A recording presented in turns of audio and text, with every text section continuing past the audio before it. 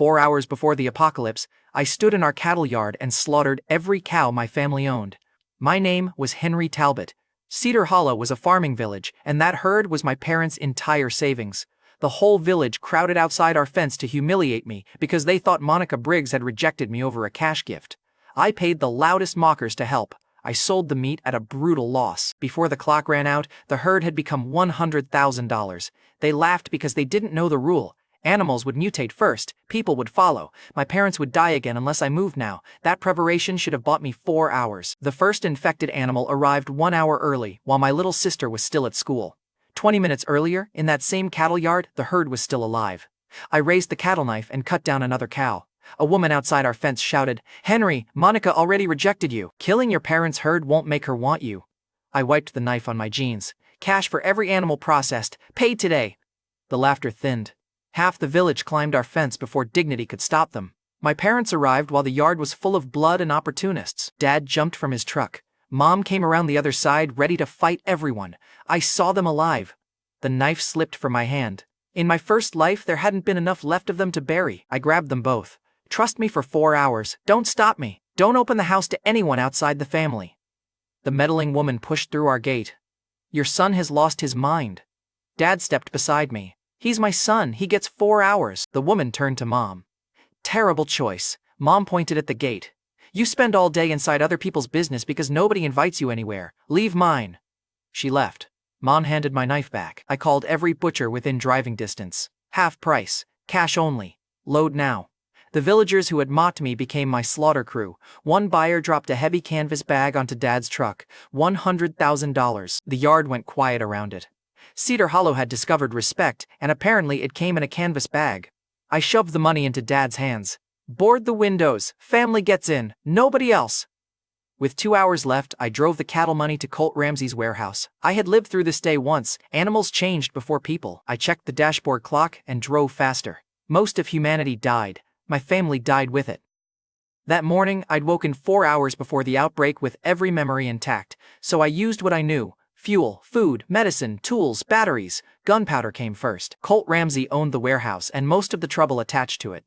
Monica Briggs, my former arranged match, stood beside his desk. Colt eyed the cash.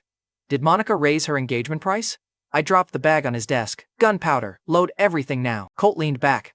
"I run a legal warehouse." I lowered my voice. "A woman died here and her family never got the truth. Should I keep talking?" His chair stopped rocking. His guards looked at him. Colt stood. "Load his truck." He had mocked the order. Now he was filling it. Monica followed me to the loading bay. "Henry, what are you doing?" I checked the nearest powder barrel. "Your father helped my family once. I'll repay that debt." She reached for my sleeve. "And us?" I shut the truck door between us. "Today, there is no us." At home, my older brother ran to the powder barrels. "Your sister never came home from Pinnegate High," he told me. "Her phone is dead." My 16-year-old sister was still at school. I drove. Halfway there, a dog launched from a ditch. The truck hit it hard enough to spin it across the road. It stood back up. Black veins filled its eyes. It clawed at my windshield. The outbreak had started 1 hour early. My memories had just stopped being a schedule. My sister told me later what happened at Pinnegate High during the hour before I arrived. A girl filmed her in the hallway while repeating the cow slaughter rumor. "Your brother killed the herd because Monica wouldn't marry him." My sister slapped the phone away. She had many virtues. Letting disrespect breathe wasn't one of them. The bully's eyes clouded. Her neck jerked sideways. Screams spread from the cafeteria. By the time my sister reached the parking lot, the infected girl was chasing her between cars. I drove through the front gate as she grabbed my sister's backpack. I jumped out and drop-kicked the infected bully into a parked car. She came back snarling. I used the cattle knife once. Then I dragged my sister into the truck and drove through the infected line before it closed. She held a broken seatbelt across her chest like armor. "You can stop pretending you're not scared," I told her. My sister watched the school disappear behind us. "I wasn't pretending. I was waiting for you." My hands tightened on the wheel. "I lost all of you once. I won't do it again." For once, she didn't joke. I got my sister home and put her behind the boarded doors. Before I could leave, she caught my wrist. "Mom, feel this. Henry's arm is burning." My mother pressed 2 fingers to my forearm. The muscle felt wound tight under the skin, though I had not used it. "I feel fine," I said. My sister shook her head. "You don't feel fine. You feel different." She had known my hands her entire life. The fear on her face made the warning hard to dismiss. I had no explanation, and the clock had no patience. I gave my older brother one order. Protect them. I need one more person. Then I crossed Cedar Hollow's roofs for the former classmate I needed to find. In my first life, she survived for years after developing a way to sense the dead before anyone saw them. I needed that sense near my family. I found her trapped beside a hardware store with 3 zombies closing in. She was covered in dust and still unfairly pretty. My timing for noticing that was terrible, so naturally my brain filed it anyway. I dropped from the awning, drove my knife through the closest zombie, and kicked the second into a display rack. The third reached for her. I got between them and finished it before the hand touched her. Her name was Bailey Ross. She was my former classmate, and I remembered the sensing power she would develop. I needed her near my family. Bailey pulled a broken signpost free and covered my back while I checked the bodies. Good, she could move under pressure. I caught her chin and turned her face toward the light. Any bites? Bailey slapped my wrist away. You could buy me dinner before grabbing my face. I released her chin. Survived tonight. I'll review the budget. Her mouth twitched. Romance is alive. Barely. 2 men who had hidden inside the store finally came outside. Colt arrived behind them with 2 guards, still wearing the same careful smile from the warehouse. One of the men pointed at the bodies. He killed them. Colt looked at the blood on my knife. You do seem busy today, Henry. Bailey stepped between us. Those people were already attacking everyone. Henry saved me while you watched. The 2 men stopped pointing. Colt's guards looked at the bodies instead. I nodded toward the nearest corpse. Go check its teeth. Use your hand if you're confident. The braver man took 1 step forward, saw the black gums, and immediately backed away. Nobody volunteered after that. The men calling me a killer would not put a hand near the body. Bailey kept the signpost raised and stayed beside me. Colt noticed that too. Then Bailey pointed toward the east road. The foreman's truck is sitting near North Ridge Mine. There's blood on the door, and the trail goes into the rocks. A man pushed through the crowd. He was Cedar Hollow's survivor organizer, and his wife had followed the search party. She never came back, he said. An older farmer lifted a farm hook. He knew every back road around the village. If the foreman turned, he can walk that trail home. The doubters wanted proof. I cared about the threat. If the foreman was infected, he could walk that same road back to my family. We go to the mine, I told them. You stay behind me. The organizer was Eddie Webb. The older farmer was Lloyd Benton. Both climbed into the van before either man could lose his nerve. Colt stepped in front of the door with his guards. I'm coming. When this little performance falls apart, Cedar Hollow gets to watch. Bring a flashlight, I told him. Your guards already look scared. One guard checked his flashlight twice. Colt ordered both guards into the van. My older brother caught us before we reached the mine road. He jumped from Dad's truck and pointed back toward the house. Dad says the doors are locked, he told me. He sent me because you need the other trained fighter. His name was Adam Talbot. Dad had found the one loophole in my order that I could not argue with. We followed the blood trail to North Ridge Mine. The blood crossed the road in drops, then became a handprint on a stone. Bare footprints continued past it. One set went into the mine. None came back out. Lloyd tightened both hands around a farm hook. Eddie called his wife's name toward the dark. The echo returned too cleanly. I saw drag marks near the entrance and a dark opening that smelled wrong. Everybody stays back, I told them. Adam and I go first. Colt folded his arms. You don't give orders here, then walk in front. He didn't. Eddie's wife burst from behind a rock before the argument finished. Eddie shouted her name. She hit him hard enough to drop him, opened her mouth, and lunged for his throat. I moved first. The knife went through the side of her skull. His wife fell across Eddie's chest. He stared at his wife, then shoved me away. You killed her. She was infected. Eddie grabbed my shirt. Would you do that if it were your mother, your brother? I stopped thinking. I hit Eddie once and dragged him toward the cliff edge. Colt laughed behind me. There he is. Mention his family, and Henry starts killing survivors for us.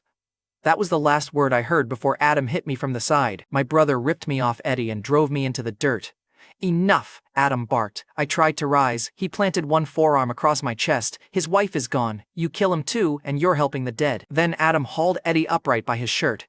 The living still need their organizer. Get up and do your job. Eddie looked at his wife and shook for one long breath. Then he stood and ordered the survivors back toward the van. Bailey covered the body with her jacket, then faced the mine beside me. She stayed. Colt watched Eddie obey Adam. His smile returned when he saw how fast family talk had set me off. A man's voice came from inside the mine. Help me. It sounded calm, perfectly controlled. One of Colt's guards laughed. Your monster needs acting lessons. He walked into the dark alone. The scream lasted less than a second. Something stepped into the mine light holding half of him. Behind it, hundreds of red eyes opened. Colt's remaining guard stopped laughing. Smartest thing he did all day. Adam and I moved together. A retired military instructor had drilled us through years of school breaks. We had complained constantly. The apocalypse finally issued the refund. We used the van's headlights and our flashlights to pin the infected inside the entrance. Direct light made the early ones recoil, so we cut down anything that crossed the bright line. Adam took the left side, I held the right. The first infected rushed my shadow and caught the knife under its chin. Adam kicked another into the headlight beam, where it covered its face instead of attacking. That was the rule. Direct light made them flinch. The pause gave us one clean strike. Colt's remaining guard raised his gun, but the infected pressed too close for a clean shot. He lowered it and let Adam and me work. When the mouth of the mine cleared, Adam sent Eddie, Lloyd, Colt, and the remaining guard back toward the van. Bailey took the driver's seat and kept the engine pointed at the entrance. Then my brother and I followed the fake voice inside. The tunnel ended at a dried body with an empty hole in its chest. The missing foreman rose behind us. His ribs opened. Thick tentacles snapped from his chest and hit me across the tunnel. I struck back. My knife barely cut him. The foreman copied the same plea in the same calm voice. "Help me!" Then a tentacle wrapped my ankle and smashed me into the wall. Adam cut at the chest. The blade sank less than an inch. The mutant caught him across the ribs and drove him to one knee. I threw my flashlight past its head. The foreman turned toward the moving beam, which gave Adam 1 second. He grabbed the light and drove it into the foreman's face. The mutant shrieked and released me. We ran for the entrance. I had never seen that exact mutation before. Direct light hurt it. Darkness let it attack. Then the sky above the mine filled with bats. They crossed the moon in one black wave and erased our advantage. The foreman hit Adam from behind and shattered his flashlight. Our direct beam died. The mutant straightened as if someone had removed a chain. It raised a tentacle for the second strike. I was too far away. Adam had no light and no room to dodge. An engine roared. Bailey drove the van straight into the mutant and crushed it against the rock face. She leaned over the wheel. "Dinner budget approved yet? You're making a strong case." I climbed onto the hood and drove the knife through the foreman's skull until it stopped moving. The red eyes inside the mine pulled back. For 1 second, we had won. Then Adam showed me the bite on his shoulder. "Finish it," he told me. I looked at my brother and saw the body I had failed to save in my first life. Adam grabbed my collar. "Henry, I won't turn near Mom and Dad." Bailey stepped closer, then stopped when she saw my face. Eddie looked away from his wife's covered body. Nobody offered a comforting lie. I knelt beside the foreman's body and split open its skull. The skull was thick. I used both hands until it cracked. A dark crystal sat inside. Higher mutants sometimes formed a zombie core. An infected person who swallowed one might awaken and overpower the virus. The same core could also turn him into something worse. 2 days would decide which answer we got. I held it out. Adam took the zombie core and swallowed without bargaining. His face tightened once. Then he managed a crooked grin. "When I come back stronger, don't get jealous. Live first, brag later." Adam nodded toward the side chamber. "Seal me inside. If I change, you finish it before I reach the house." We moved him into a side chamber and blocked the entrance. I pressed my hand against the stone between us. 2 days, I told him. "You come back in 2 days." Adam didn't answer. I didn't see the person listening beyond the rocks. I only learned later that someone carried our secret out of Northridge Mine before we did. The next morning at the Talbot house, Adam was still sealed inside Northridge Mine. Someone else had heard every word about the zombie core. I didn't know who yet. The answer would arrive with a bullet. For the moment, my immediate problem rolled out of the house wearing a trash can. The girl inside was Maggie Talbot, my 16-year-old sister. She had cut eye holes into a steel bin, added wheels, and strapped a pot lid to one arm. She spread both arms. Behold, apocalypse armor. I touched the trash can with one finger. Maggie rolled backward into the porch rail. The rejected magical girl had entered her budget era. "It needs balance," she muttered. "It needs a recycling label." Clint Talbot, my father, came around the barn carrying one of my powder barrels. Dad was a former mine demolition worker, though he had spent years pretending that history didn't explain several family accidents. He hugged the barrel like a child holding a stolen birthday cake. "I borrowed this," Dad announced. "From us," I told him. "Exactly, no paperwork." Diane Talbot, my mother, stepped outside wearing her own metal bin shield and thick cleaning gloves. Mom lifted her chin. "Mine has a secret protective treatment." Maggie inspected it. "That's floor wax, secret floor wax. Look, the apocalypse had been active less than a day, and my family had already become a traveling safety violation." Behind them, every window was boarded. Dad had reinforced the truck grill with farm steel and stacked fuel-filled bottles beside the tailgate. Mom had stacked water beside the basement door. She rolled back toward me. "I can help defend the house. You can defend it from inside." Maggie rammed the trash can into my shin. "The armor has spoken." I looked at the dent she had made. The rejected magical girl had one useful feature after all. "Stay beside Mom," I told her. "You move when she moves. No solo hero nonsense." Maggie saluted with the pot lid. Team hero nonsense, understood. Bailey arrived while Dad was hiding the barrel behind the truck badly. She had tied back her hair and cleaned the blood from her face. She carried herself like yesterday's zombies had personally offended her schedule. In my defense, competence looked very good on her. Bailey stopped beside me. The county police channel is silent. We need to know whether the county seat still has survivors, medicine, or a working road. That was Bailey's problem. She saw responsibility and immediately volunteered to carry the heaviest end. Mom handed me a long blade from the tool shed. Go with her, check the road, come straight back if anything feels wrong. Then Mom looked from Bailey to me and smiled for several seconds too long. Bailey lowered her voice. Your mother is planning something. If it involves grandchildren, run. Bailey glanced at the blade in my hand. You're the one she armed, you run first. That counted as flirting by apocalypse standards. My standards were still catching up. While Bailey and I loaded the truck, Adam was still alone at Northridge Mine. He told me later that gasoline started seeping under his stone barrier. He smelled it seconds before a spark hit the cave mouth. The explosion buried the entrance. I drove away without knowing the mine had just collapsed. An hour later, Bailey and I were driving the only road out of Cedar Hollow. She started humming after the first abandoned farmhouse. The tune missed every note with confidence. I listened for 30 seconds before I gave up. Is that a song, or are you warning nearby animals? Bailey kept her eyes on the road. You noticed. The windshield noticed. Then stopped smiling. Had been smiling. Tragic. Bailey's fingers tightened around the door handle as we passed an overturned car. You hum when you're nervous, I said. You insult people when you're nervous. I insult people when I'm relaxed too. She laughed once, then looked toward the tree line. I made the decision before I could overthink it. Stay at our house, I told her. I can't afford to lose you. Bailey turned toward me. Because you need another useful pair of hands? That was the practical reason. And the impractical one? There went my brain, walking directly into traffic. I kept my eyes on the road. Ask me after we reached the county seat. Bailey faced forward again, but her smile stayed. The road vanished around the next bend. A landslide had swallowed both lanes and dropped half the mountain across the valley. I'd braked 10 feet from a broken edge. Below us, the old road ended under trees and stone. No truck could cross it. No ambulance was coming through it either. Bailey climbed out and stared at the buried route.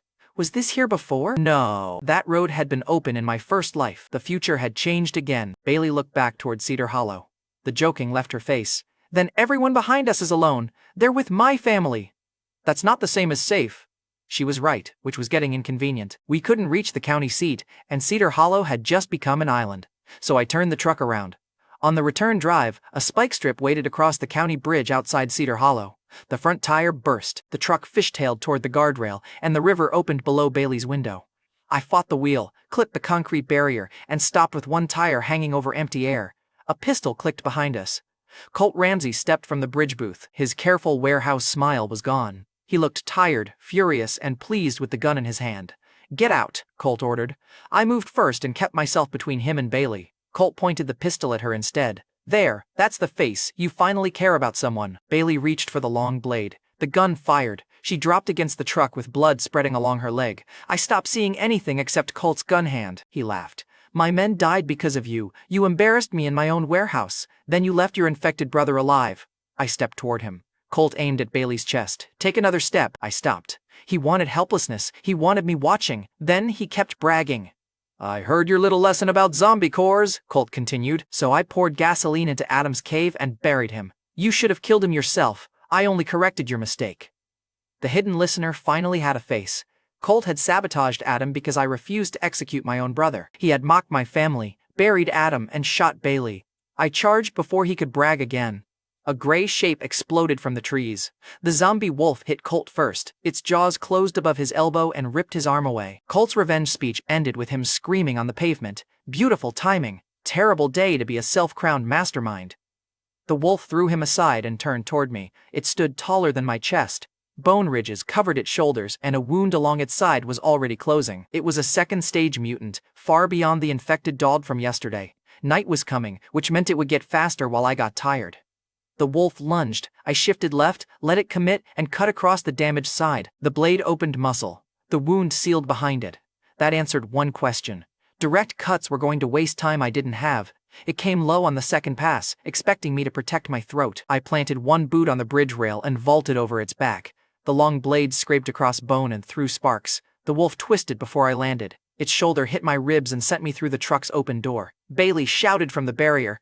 Henry, left! I rolled as the wolf hit the truck hard enough to shift the hanging tire over the edge. Metal screamed against concrete, but the frame caught on the broken rail. With the front tire gone and the frame hooked on the rail, the truck was useless. There went the easy ride home. The wolf had already cost us the truck. Every win was billing me in advance.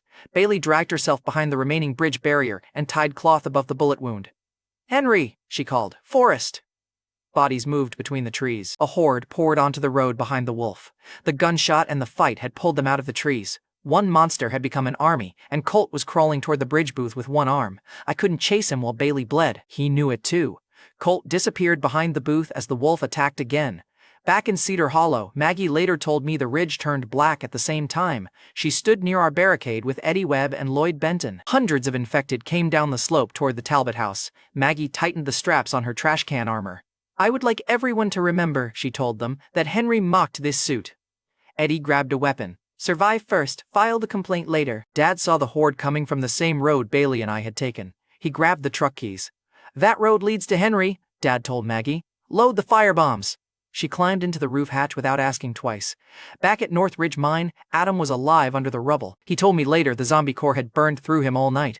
Then the gasoline blast dropped the ceiling onto his chamber. The last slab would have crushed his chest, but red force hardened around one arm. Adam punched once. The entire cave mouth burst outward. He walked into the smoke glowing crimson. From the mine entrance, Adam saw smoke rising over Cedar Hollow and ran toward home. The man Colt had tried to bury had come back stronger. Colt just wasn't there to enjoy the customer review. I didn't know my brother had survived. On the bridge, the wolf knocked the long blade from my hand and pinned me against the pavement. Its claws pressed into my chest. Bailey raised Colt's dropped pistol, but her hand shook from blood loss. The wolf opened its jaws over my throat. Every awakened fighter I remembered had survived a zombie core. I had swallowed nothing. Red force still erupted from my skin. The force hit the wolf hard enough to launch it across the bridge. I stood before my body could object. The wolf charged again. I read the angle, stepped inside the bite, and drove my fist under its jaw. The red power broke its balance. I caught the falling blade, turned with the momentum, and split the wolf through the middle. It hit the pavement in two pieces and stayed there. The red force vanished. My knees followed. Bailey limped over and caught my shoulder before my face reached the road. She stared at the dead wolf, then at me. Of course you fixed it. Strong word for collapsing. You can collapse after we leave. I didn't know what the red power was yet. Later, we called it Crimson Guard because it hardened around the body like armor. At that moment, it had given me one impossible win and emptied everything else. I tore a strip from my shirt, tightened the bandage around Bailey's leg, and pulled her arm across my shoulders. The horde had reached the bridge. Bailey tried to push away. Put me down! You can move faster alone! Lena. Henry, they'll catch both of us. I lifted her into my arms. Then complain while I walk. She looked at me for 1 second too long. Bossy. Bleeding, I reminded her. Bailey managed a crooked smile. Still prettier than you? Fair point. Bad timing. I carried her toward Cedar Hollow while infected filled the road behind us. My arms shook. The red power didn't return. The first zombie reached the edge of the truck lights. Then an engine roared from the village side. A customized off-road truck came over the hill with steel plates bolted across the grill. Dad was driving. Maggie stood through the roof hatch in her trash can armor with a crate of homemade firebombs. My family had come to rescue me. The truck hit the front line and threw infected across the ditch. Dad drove in a hard circle around us, using the steel grill to clear space without crushing Bailey and me. He had spent years steering mine trucks through roads barely wider than the tires. Now, every reckless turn had a body count. Maggie lit a bottle and hurled it into the horde. Magical Girl Rescue Team! I carried Bailey toward the passenger door. You're wearing municipal waste equipment. Branding takes time. Dad leaned across the cab. Get her inside. Loaded Bailey onto the rear seat and climbed in after her. Bailey caught Dad's sleeve. You came out here for us? Dad shoved the truck into gear. Henry went out for family. That made you family for the trip. Bailey released Dad's sleeve and looked at me. For once, she had no joke. I checked her bandage because bandages were easier than whatever that look was doing. Dad spun the truck across the road while Maggie threw 2 more bottles. The flames slowed the horde, but the mass kept coming. Dad grinned and rolled a powder barrel from the truck bed. Look, I need you to understand how irresponsible this was. One spark could have turned the truck and everyone inside it into shrapnel. He struck a cigarette, took one drag, and flicked it onto the leaking fuse. Dad, I said. Mine safety training. The barrel exploded under the bridge approach. Fire and broken pavement swallowed the first wave. Maggie dropped into the cab laughing like the apocalypse had finally produced acceptable entertainment. Dad drove through the smoke toward home. For one breath, I thought the road was clear. Then the truck crested Cedar Hollow's final hill. The Talbot walls were already under attack. Zombies covered the fence, the yard, and the roof. It looked like someone had aimed the horde at my family. Minutes later, Dad skidded the war truck into the Talbot yard, and the screaming was already inside. Before I could jump out, Maggie blocked me with the first aid kit. "I'll bandage Bailey," my sister announced. "Your hands are suspiciously eager." Bailey, pale from blood loss, lifted one eyebrow. "I haven't complained, see?" I told Maggie. "The patient respects medical excellence." Maggie shoved me toward the door. "The patient has a bullet in her leg. Go fight something less attractive." There went my authority, murdered by a teenager in a trash can. Dad braked beside the porch, grabbed another homemade bomb, and shoved 2 smaller charges into my belt. I looked at the reinforced truck, the shaped powder charges, and the way he had cleared the bridge. "You were more than a mine driver," I said. Dad hesitated. "Demolition specialist." Maggie stopped wrapping Bailey's leg. "Then last year's kitchen explosion was you." Dad opened the door. "No time for old mysteries." Mom blamed the oven for 6 months. The oven knew what it did. Dad, our walking fire code violation, escaped the interrogation by running directly into a zombie siege. We followed him. The first thing I saw near the house was my mother holding a zombie neighbor by the throat.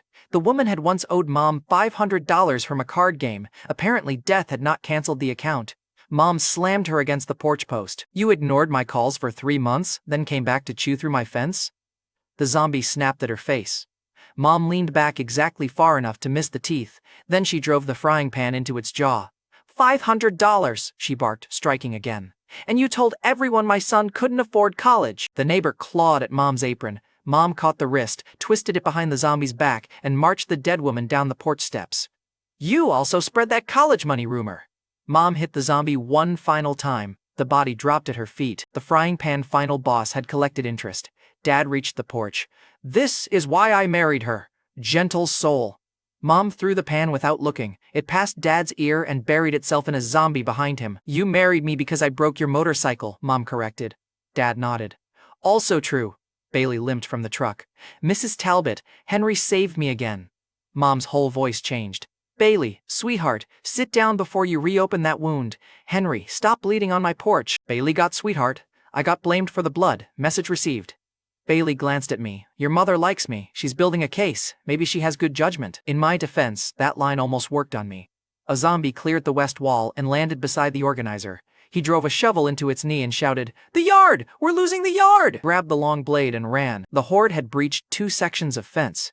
The older farmer and the remaining survivors held the barn lane while Dad placed charges near the gate. Mom stood between Bailey and anything with teeth. Maggie rolled behind her, pot lid raised, looking ridiculous and annoyingly useful. Adam was still missing. I pushed that fear down and cut through the first infected at the wall. Dad triggered a charge. The blast cleared the gate and dropped part of our fence with it. "Structural compromise," he called. "You blew up our wall," Maggie shouted. "Same family of outcome." The infected stopped advancing. For 3 seconds the yard went quiet. Then the horde pulled back from the fence. The organizer lowered his shovel. "They're retreating." I watched the road instead of celebrating. The dead were moving in lines. They returned carrying ladders, handsaws, crowbars, and boards. One group attacked the front while another dragged metal against the barn to pull our defenders away. Zombies had learned siege work. Look, ordinary dead people were bad enough. Organized dead people were a management issue, and I hate meetings. The first diversion worked. The older farmer and 2 survivors left the west lane when the barn doors started shaking. A second group immediately pushed boards over the weakened fence behind them. The organizer saw the gap and threw himself into it with the shovel. "They're watching us!" he shouted the pattern. Random infected chased noise. These ones waited for reactions, then punished them. Mom dragged Bailey behind an overturned trough and took the front lane herself. Dad rolled charges under the boards. Maggie used the trash can as a moving shield, while the older farmer pulled a wounded survivor out by the collar. Every time we covered one gap, the horde opened another. A ladder hit the east wall. Maggie rolled beneath it and jammed her pot lid under the base. The ladder slipped sideways, dumping 3 zombies into Dad's fire lane. Dad threw his last charge. The explosion took the ladder and half the attackers. Then he reached into the crate and found nothing. "We're out," Dad called.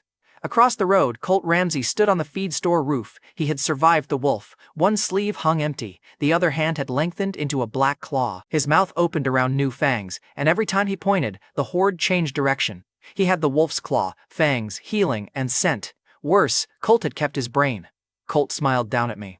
The discount king had found a kingdom made of corpses. A wave hit the west wall and folded the remaining fence inward. I stepped between the breach and my family. The infected piled onto me before I could swing. Hands dragged me down. Teeth snapped beside my ear. More bodies climbed onto the first layer until the weight crushed the air from my chest.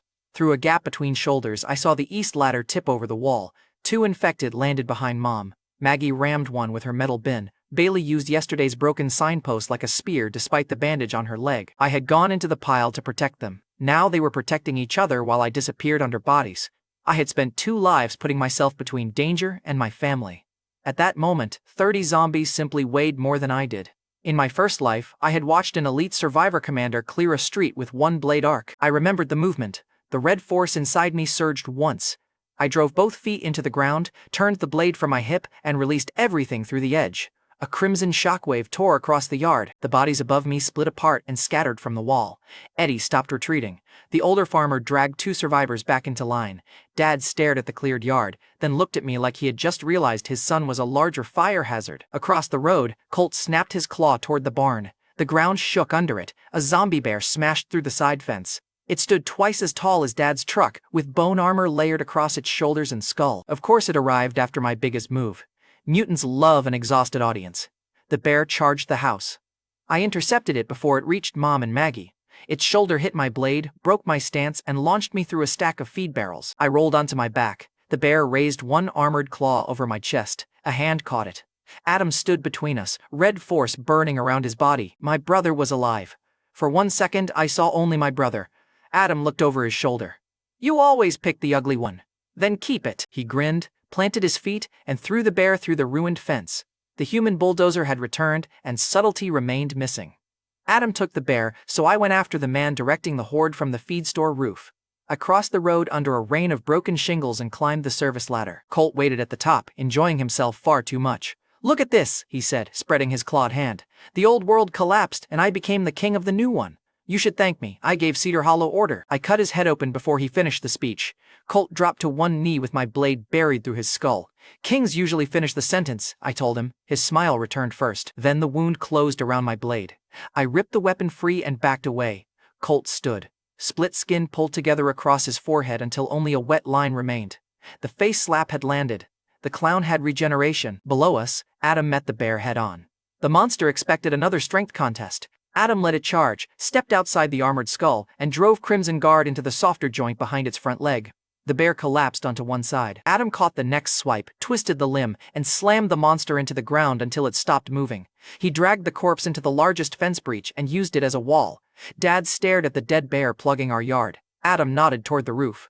"Henry's going farther than either of us. Keep the house standing for him." Dad told me that part later. At the time, Colt was busy proving Adam right by beating me across the roof. His claw caught my arm and opened it from shoulder to elbow. I cut his ribs. The wound closed. He kicked me through a roof vent. I drove the blade through his thigh. His muscle locked around it and trapped the steel. Colt punched my chest and sent me sliding toward the edge. He jumped after me, expecting panic. I rolled under the claw and cut the tendon behind his knee. Colt dropped, laughed, and stood as the tendon rejoined. Then he raked my chest and held the bloody claw where I could see it. "Every wound you give me becomes proof," Colt bragged. "The dead obey me. The living will too." Below us, the horde hit the bare wall in one coordinated wave. The corpse shifted. Dad and the organizer threw their shoulders against it while Mom guarded Bailey and Maggie. Colt saw me look down. "There it is," he said. "You can't fight me and watch them. Pick who dies first." Every wound that closed made Colt more confident. "You can't kill me," Colt said. Adam crawled out. "The others won't." I pulled a homemade charge from my belt. "You talk too much for a king with one sleeve." I threw the charge between us and jumped from the roof. The blast covered my landing. Direct cuts couldn't stop Colt, so I ran to the abandoned gas station and let his nose follow my blood. My arm and chest were bleeding. I let the trail stay visible. Inside the convenience store, I kicked open the stockroom and found 2 heavy bags of road salt. I soaked my jacket with blood and checked the underground fill caps beyond the pumps. Near the pumps, I kicked over a gas can and stretched a thin wire across the obvious route. Then I climbed onto the roof and tied the jacket beside the vent. Colt followed the trail through the shattered doors. His new wolf senses tracked every turn without seeing me. "Hiding?" he called. "This is your grand plan?" Colt smelled the gasoline before he reached the wire. He laughed. "Amateur!" Then he ignored the door, climbed the outside wall, and attacked the roof from above. He found my jacket tied beside the vent. The blood made the empty jacket look like me. Colt tore the empty jacket apart. "Where are you?" I ripped open the salt sacks behind him. White powder filled the roof access. His wolf-enhanced nose took the first hit. His eyes took the second. Colt screamed, clawed at his face, and staggered toward the pumps. "My eyes!" "Congratulations," I told him. "You found the second trap." I drove Crimson Guard through both hands and slammed Colt down through the roof. He broke through the store floor and hit the concrete over the underground tank. I followed with the heavy blade strike I had saved since the yard. The impact cratered the concrete around him. Fuel began rising through the cracks. The underground tank sat directly beneath the station floor. Colt smelled the fuel rising. His grin disappeared. He clawed at the broken concrete. "Henry, wait!" The king voice was gone. He was a blind dog in a fuel pit. I stepped back and lit the fuse on my final charge. Colt reached for the edge. "We can rule this place together. You shot Bailey. You buried my brother. Then you brought the horde to my family." I dropped the charge. The underground tank detonated. A fireball lifted the gas station and turned night into noon. The blast knocked me across the road and flattened the remaining windows. Across Cedar Hollow, the horde stopped. Then the infected broke formation and retreated into the dark. Colt's control was gone. Dad lowered his empty detonator. Mom pulled Maggie behind the bare wall and watched the fire climb. The organizer sat down in the ruined yard because his legs finally remembered they were tired. Adam looked from the retreating dead to the gas station and started toward me. "We had survived. The compound was broken. Our powder was spent." My arm hung numb, and every breath hurt. The fireball still felt final. Then a weak woman's voice called my name from the ruins. "Henry!" Turned toward the sound. It was Monica Briggs, my former arranged match, and Bailey was standing close enough to hear her. At the gas station ruins, Bailey heard Monica call my name. Monica Briggs, my former arranged match, lay beneath a bent road sign with blood on her dress and soot across her face. Bailey stood beside me with her wounded leg braced against a chunk of concrete. She looked at Monica, then at me. That look lasted half a second. I suddenly missed the zombies. I pulled Monica free and carried her back to the Talbot house. One hidden bite could kill everyone inside, so she stopped at the kitchen door. I checked her arms, neck, waist, and legs while Bailey held the lantern. Monica flinched. "Is all of this necessary?" "Very." Maggie leaned over the stair rail. "Henry saved one woman and immediately started inspecting another. The apocalypse has been generous to him. I'm checking for bites." My sister nodded slowly. "A heroic creep, much better." Bailey crouched beside Monica and checked the wounds herself. Her hand stayed calm. She gripped the lantern hard enough to whiten her knuckles. After a minute, Bailey stood. "No bites. The blood came from the metal." Monica reached for my sleeve. Bailey set the lantern between us before her hand arrived. Nobody mentioned that move. Everybody saw it. Mom blocked the kitchen doorway with her frying pan. Monica chose Colt when my son needed trust. Why is she sleeping here? Monica lowered her eyes. "I have nowhere else," I answered before the room could turn into a trial. "Her father helped us once. She gets a bed until the wound closes. That pays the debt." Bailey carried the medical box upstairs. Monica followed her without touching me again. By sunrise, Monica occupied our guest room. She had one rescue and one bed. The old engagement stayed dead. The rest of Cedar Hollow was quieter than any village should be. That morning, Bailey left with Eddie Webb, our survivor organizer, and Lloyd Benton, the older farmer who knew every back road. They searched the center while Adam and I handled the bodies. Crows were already circling. Anything that fed on infected flesh could mutate next, so we built one long fire before breakfast. Smoke covered the road when Bailey returned for water. Eddie and Lloyd came behind her. Nobody else did. "The center is empty," Eddie reported. Lloyd pointed toward the ridge houses. "We still have the outer farms." Ash landed on Bailey's cheek. "We keep looking. I should have reached more people yesterday." Caught her wrist before she turned away. "You reached the ones you could. Stay alive. That keeps the next person from being alone." Bailey looked down at my hand, then back at me. "You give terrible comfort. I'm new to it. Keep practicing." She went back toward the ridge with Eddie and Lloyd. That was Bailey. She could stand inside a dead village and still hand me homework. The final body pile collapsed into ash. Then Adam and I went to the gas station for anything the blast had spared. Our bridge truck was ruined, but an old service pickup still sat behind the station. It was covered in soot, blood, and something Adam refused to identify. Adam pointed at the driver's seat. "You clean that side. You're older." "That's why I delegate." I tossed the rag back. "You got bitten yesterday and immediately developed management disease." Adam threw me another rag. "Catch me before the old bend, and I'll clean the whole thing." Then he took off down the mountain road. Ghost tag had been our favorite childhood argument. One brother ran.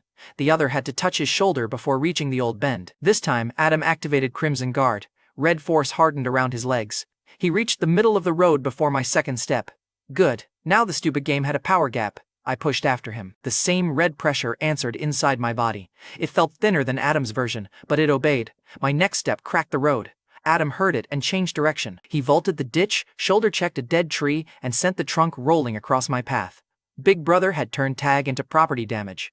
Apparently, childhood games still required property damage. I hit the trunk with Crimson Guard and split it before it caught my legs. Adam looked back once to admire the obstacle. That was his mistake. I cut across the ditch, hit the guardrail with one foot, and used the rebound to slap his shoulder before the bend. Adam skidded to a stop. You cheated. You introduced supernatural armor to tag. Older brother privilege. I slapped his shoulder again. Expired. The red force faded from me first. Adam walked back to the service pickup and punched the rear bumper. Crimson Guard drove a deep dent through the steel. Your turn, he told me. I copied the angle and struck beside his dent.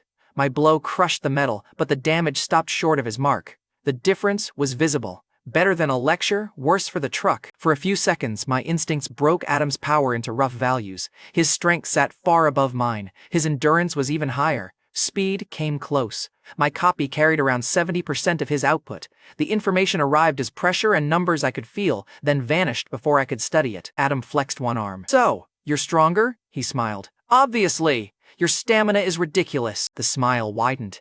Then I caught one final impression from him. I looked at Adam. Your intelligence reading is offensive. He folded his arms. To who? Numbers. Adam threw the rag at my face. Look, 70% of Adam was still more power than most people could survive. The game answered the question that had followed me since the bridge. Crimson Guard started with Adam, and something inside me copied most of it. The reason blood mattered stayed hidden. The effect was real enough to crack a road. On the walk back, Adam split open the dead bear's skull and removed its dark zombie core. Adam wrapped the bear zombie core in cloth. I'm putting this in the top drawer of your room. Nobody touches it until we understand more. Floorboard creaked inside the house. I checked the hallway. It was empty. I learned the details later. While Adam and I scrubbed blood from the recovered pickup, someone opened that drawer and took the bear zombie core. At the time, Monica brought me water while I worked beside the garden. She had washed the soot from her face and changed into one of Mom's spare shirts. She held the cup with both hands and waited until I stopped scrubbing. Thank you for saving me, Monica began. I drank the water and went back to the wheel well. She stayed. Henry, I know things ended badly. Accurate. Monica took one step closer. The world is gone. I need to know you'll protect me now. There it was. One rescue, and Monica already wanted lifetime protection. I set the rag down. Your father helped my family once. Saving you paid that debt. Her fingers tightened around the empty cup. So, we're even. We're even. Monica looked toward the porch. Bailey's jacket hung beside mine. Mom had put it there without asking anyone. Monica noticed. Good. Physical evidence saves time. You're protecting Bailey, Monica said. Bailey protects us too. Monica set the empty cup on the fence and walked back inside. Near sunset, Bailey, Eddie, and Lloyd returned from the ridge houses and the outer farms. Eddie reached the yard first and shook his head before anyone asked. We finished the sweep, he told us. No survivors. Lloyd removed his hat. Bailey stood beside him with ash on her cheek and nothing left to search. That evening, the last survivors in Cedar Hollow sat at one table. Dad had repaired enough chairs for everyone.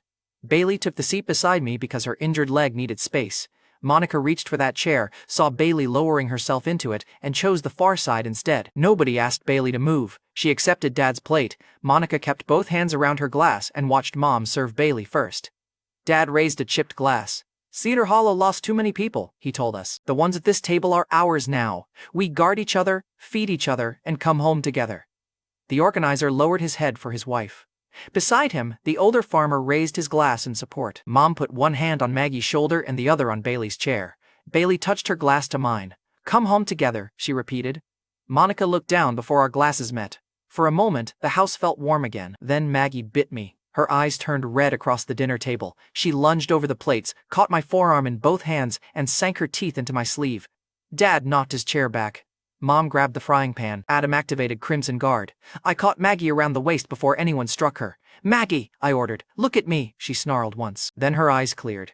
My sister released my arm and found the entire table staring at her. A piece of potato hung from her mouth. Maggie covered her face. I would like to die now. Adam checked my sleeve. She barely broke skin. Maggie peeked through her fingers. That helps nobody. Bailey bit the inside of her cheek to keep from laughing. Our guest looked away too late.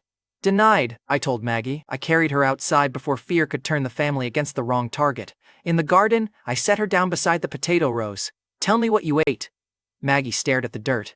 Nothing. I showed her the bite marks on my sleeve. She sighed. The bear zombie core. The creaking floorboard made sense. Adam had named the drawer. Maggie overheard him, waited until we went outside, and stole it from my room. I grabbed both her shoulders. That gamble could have turned you into a monster. Adam survived. Adam also got buried inside a mine. Stop copying his resume. Maggie's eyes flashed red again. Vines burst from the garden soil and wrapped around my boots. She jumped backward. I didn't do that. You did. Do it again, slower. I made her breathe. Choose one potato plant and focus on the stem. Green light moved through her fingers. The plant rose to her waist. Leaves spread. The soil cracked as full potatoes pushed upward in seconds. Maggie stared at them. Then the nearby rows surged without permission. Vines crawled over Dad's boots and lifted the empty watering can into the air. Control, I warned. I'm controlling panic. Try the plants. She clenched both hands. The vines stopped before they reached the porch. Dad came outside and picked up one potato. Can she do corn? Mom smacked his hand away. Let the girl finish becoming supernatural. The rejected magical girl looked betrayed by agriculture. I wanted lightning, Maggie complained. Or wings, maybe a transformation dress. You got potatoes. This apocalypse has no respect for branding. We called the power green surge because it pushed life through plants at absurd speed. When I touched the same vine, that familiar pressure answered inside me. Green light crawled across my fingers. I pulled another row from seed to harvest. Adam stopped laughing. Maggie pointed at me. You stole my power. Borrowed. Family rate. The pattern was getting harder to ignore. Adam awakened Crimson Guard, and I copied most of it. Maggie awakened Green Surge, and my body answered again. Blood looked like the link.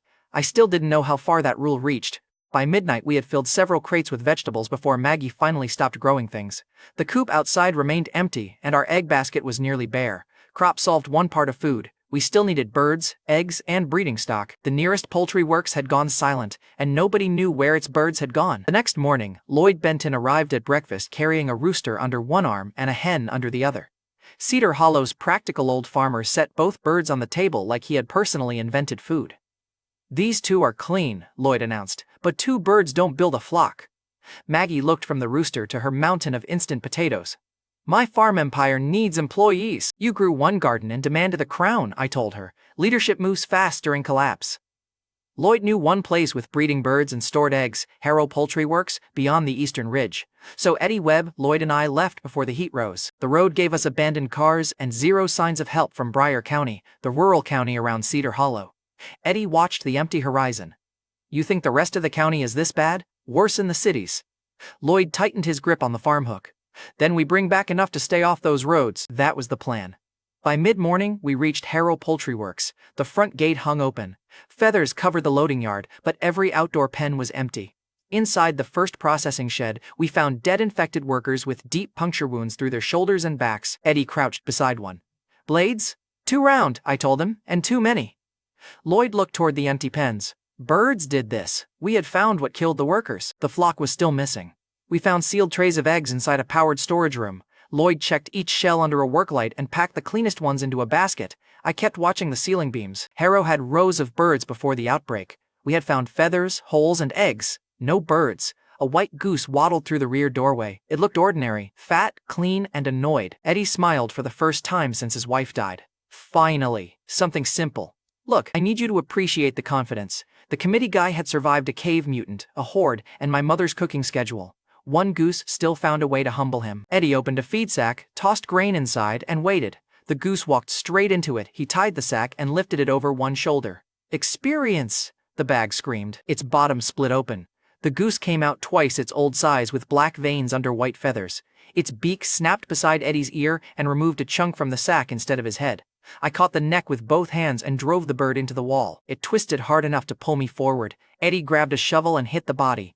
The goose barely noticed. I activated Crimson Guard and punched through its chest. The mutant dropped. Eddie touched his ear. I had it handled. You were 1 inch from becoming lunch, a controlled distance. Lloyd pointed past us. Save the argument. Dozens of geese stood across the loading yard. Some had wings stretched wider than doors. Others ran on thick, twisted legs with beaks dark from blood. Every head turned toward us at once. The whole flock had found us. We ran. The first flock came from behind. I reached for the new pressure inside me and drove Green Surge through the weeds beside the yard. Vines exploded across the pavement. They caught the front row of geese by the legs and dragged them into a rolling pile. Winged mutants cleared the vines and dove at Lloyd. I caught one by the neck. Eddie swung the feed sack over the other bird's head and ran without waiting to see if dignity had survived. Maggie's farming power had officially entered pest control. Eddie laughed over his shoulder. Your sister is going to love that. She'll demand a costume. We reached the alley between the dormitory and the old feed office. Then a second flock poured around the far corner. Geese behind us. Geese ahead. Lloyd could not outrun either group, and Eddie had started limping. The alley closed at both ends, so I kicked open the worker dormitory and pulled them inside. An iron fire door hung from one hinge near the entrance. The lobby computer still glowed blue. A faded control window listed feeding cycles and the ceiling speaker network. Eddie looked at the screen, then at the ceiling speakers. "Gimme 3 minutes," he said. "For what?" "Way out." The first beak punched through the wooden entrance. I shoved the desk against it. "You have 3." Eddie dropped into the computer chair and started working. Lloyd gripped his hook beside him. "And me? Keep him alive." I ripped the iron fire door free and carried it into the hall. The wooden entrance burst inward. The first mutant goose launched through the gap. I threw the iron door edge first. It hit the bird, carried it backward, and flattened several more against the opposite wall. The flock surged over the bodies. I caught the door by its handle, planted it like a shield, and let the beaks hammer metal instead of my ribs. 2 minutes, Eddie called. "Your clock feels slow. I'm working with old equipment." "So am I," Lloyd shouted, then immediately looked offended by his own age joke. The geese pushed the door backward. Their beaks punched dents through the iron around my head and shoulders. One hooked the edge and nearly pulled the shield from my hands. I activated Crimson Guard through both arms and punched the rear face of the metal. A red shockwave crossed the door and burst through the flock on the other side. Feathers, blood, and broken bodies filled the hall. The largest goose climbed over the pile and hit the shield hard enough to buckle my knees. I hit the iron again. The second shockwave cleared the entrance. For one glorious second, the hallway stopped moving. Then every dead goose began sliding toward the center. Bone folded into bone. Wings wrapped around legs. Beaks pushed from a growing lump of meat until the pile stood taller than the doorway. The destroyed flock had fused into one flesh monster. Of course it had. Apparently killing geese individually offended their team spirit. The monster slammed into the iron door. The metal folded around me and launched me through the lobby desk. Eddie caught the computer before it fell. "Less than a minute!" The abomination dragged itself forward on too many legs. I cut through one neck. 2 more mouths opened beneath it. A wing wrapped around my blade and yanked me close enough to smell the hot, rotten meat. I drove my elbow into the center mass. The flesh swallowed the impact and grew another beak beside my wrist. Crimson Guard hardened around my shoulder before the next hit, but the force still drove me across the floor. Eddie kept one hand on the keyboard while the other held the monitor upright. "Almost there!" Lloyd stepped between the monster and Eddie. He raised the farm hook with both hands. "Take Eddie and go. I'll hold it." "Henry, I'm the slow one." I planted myself beside him. "You're the reason we came. I promised both of you would get home." The monster charged. I drove Green Surge into the vines outside the broken doorway. Roots punched through the floor and wrapped around its legs. The flesh tore half of them loose. One thick root held around the rear legs and pulled the monster sideways. That gave me one clean lane. Crimson Guard could hurt it. Green Surge could hold it. So I forced both powers through the same strike. Red Force wrapped the growing vines. They tightened around every fused joint while I stepped inside the mouths. The pressure burned from my shoulders to my hands. I hit the center mass once. Crimson Force traveled through the vines and burst from inside the monster. The entire abomination split apart. Pieces hit the walls and stayed separate. Lloyd lowered his hook. Eddie stared over the computer screen. "I'm adding that to the defense plan." Out of bed, my legs shut down before the monster pieces stopped sliding. A fresh flock screamed outside. Dozens more mutant geese flooded the loading yard while I lay beside the broken desk with no power left. Lloyd pulled me toward the back wall. Eddie abandoned the computer and grabbed my other arm. The first goose crossed the doorway. Then cheerful music blasted through every ceiling speaker. A woman's recorded voice sang the old feeding tune while metal chimes rang behind her. The blood-covered flock stopped. Every goose turned toward the far barns. Then they ran away from us. The same animals that had tried to eat our faces stampeded after lunch music. Honestly, I have survived worse rescues. I have never survived a less dignified one. Eddie sagged against the computer. They used that recording at every feeding. The local network still controlled the speakers. He had bought us a route with 3 minutes and one humiliating song. Lloyd lifted the egg basket from beneath his coat. I stared at him. "You carried those through the entire fight?" He hugged the basket tighter. "We came for eggs." The egg smuggler had priorities. Honestly, fair. We escaped through the rear service gate while the geese attacked their empty feeders. By afternoon, we were back at the Talbot house. We carried 1 basket of eggs, 1 bruised organizer, and a new rule about trusting white birds. Dad saw the basket and raised both hands. "Worth it!" I dropped onto the porch bench. "You didn't meet the poultry union." Lloyd placed the clean eggs beneath the hen and guarded the nest with his farm hook. One rooster, one hen, and one stolen basket had become a real food supply. Small reward, huge mood. Maggie inspected the remaining eggs. I can grow feed, Lloyd can handle the birds. Eddie can play music when they unionize again, Eddie pointed at her. That song saved your brother. It also ruined his dignity. Balanced outcome. We assigned jobs by handing over the objects that mattered. Dad kept the detonator and put the gate keys in Adam's palm. Lloyd moved the rooster cage beside Maggie's garden. Eddie clipped the radio to his belt and immediately looked more useful than any clipboard had ever made him. Mom kept the medical box and the final word inside the house. Nobody challenged the frying pan. Bailey dropped the exploration gear beside my boots. I'm coming with you. Your habit of leaving without a destination needs adult supervision. That sounded suspiciously personal. Temporary mercy. That was the whole meeting. Everyone grabbed work, and Eddie never found time to form a committee.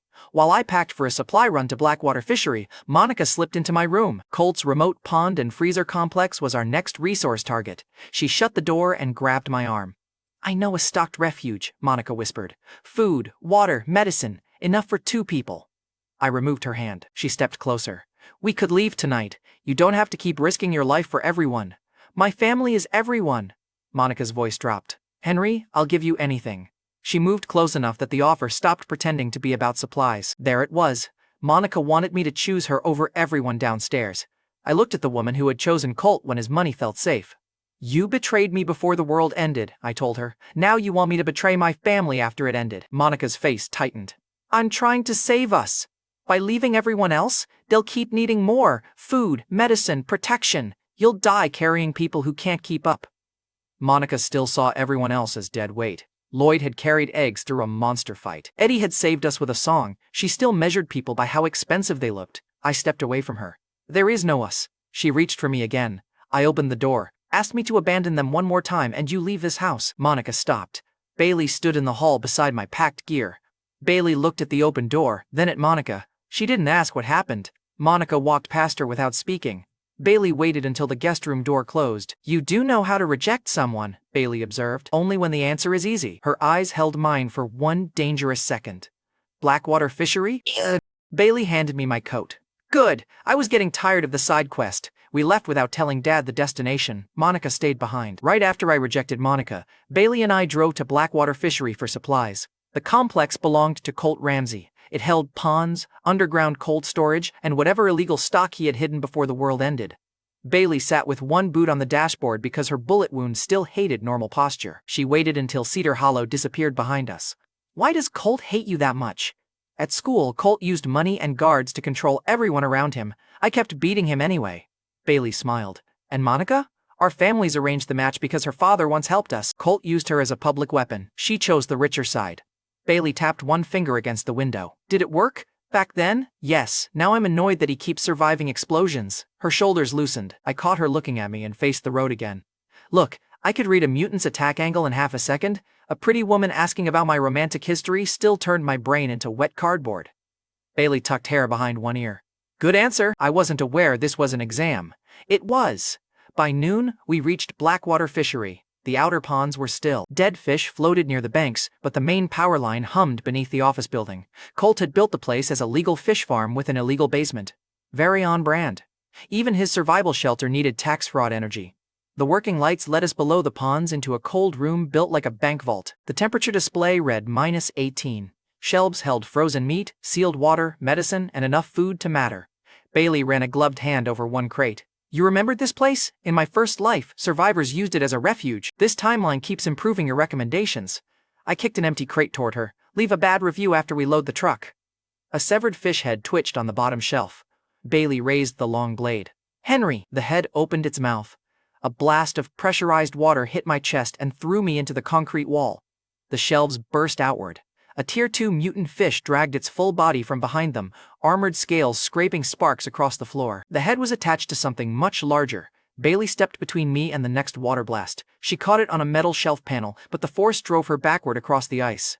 I rolled under the stream and cut at the creature's flank. The blade skidded off the scales. The mutant turned. Its gills opened. A nest of pale worms poured out and snapped at the steel. Armored scales blocked steel, and pale worms protected the gills. Its mouth supplied the water blast. The fish had turned the freezer into a very rude storage system. I baited another blast and moved behind a hanging power cable. The fish turned toward the scrape of my boots through the fogged room. Bailey saw the cable. "You need its mouth open." I was hoping it would volunteer. She slammed the shelf panel against the armored snout. The mutant bit through the metal. Its mouth stayed open 1 second too long. I ripped the live cable from the wall and drove it between the teeth. Electricity crossed the wet floor and locked the monster in place. The worms shriveled inside the gills. I held the cable until the armored body stopped moving, then finished it through the mouth with the blade. Bailey leaned on the ruined shelf. 1-star freezer. Generous. Before we moved the supplies, I cracked open the fish mutant's skull and removed its dark zombie core. The last core gamble had given Maggie green surge. The same kind of object could also destroy a person. I wrapped it and put it inside my coat. Then the vault door slammed shut. The locking wheel turned from the other side. I reached it before the final bolt seated. Too late. The freezer still had power. Someone had just turned the locking wheel from outside. The fish might have been planted. The door had definitely closed only after we killed it. Bailey pulled the inner release. Nothing. I hit the steel with Crimson Guard. My fist split the ice, but the door did not dent. I fused Crimson Guard with Green Surge and struck again. Frost fell from the ceiling. The lock stayed closed. Bailey checked the shelves and vents once. No exit. The fan had died with the lock. Cold and bad air gave us one short deadline, and I had spent most of my power. Bailey reached into my coat and removed the wrapped zombie core. "No!" I told her. She unwrapped it anyway. "Your strongest hit didn't move the door. This can mutate you. It can also awaken me." I closed my hand around her wrist. "I don't know if my family effect works on you." Bailey looked straight at me. "Then stop treating me like family only when it's safe." My hand stopped. I reached for the zombie core. She closed her fist around it. "If I do nothing, we both die," Bailey continued. "If I take it, we get a chance. My choice." The cold had turned her lips pale. She still sounded steadier than I felt. I lowered my hand. "Your choice," I agreed. Bailey swallowed the zombie core. "Adam told me later that, back near Cedar Hollow, he and Dad searched the wrong roads while Bailey changed." I had left without telling anyone where Bailey and I were going.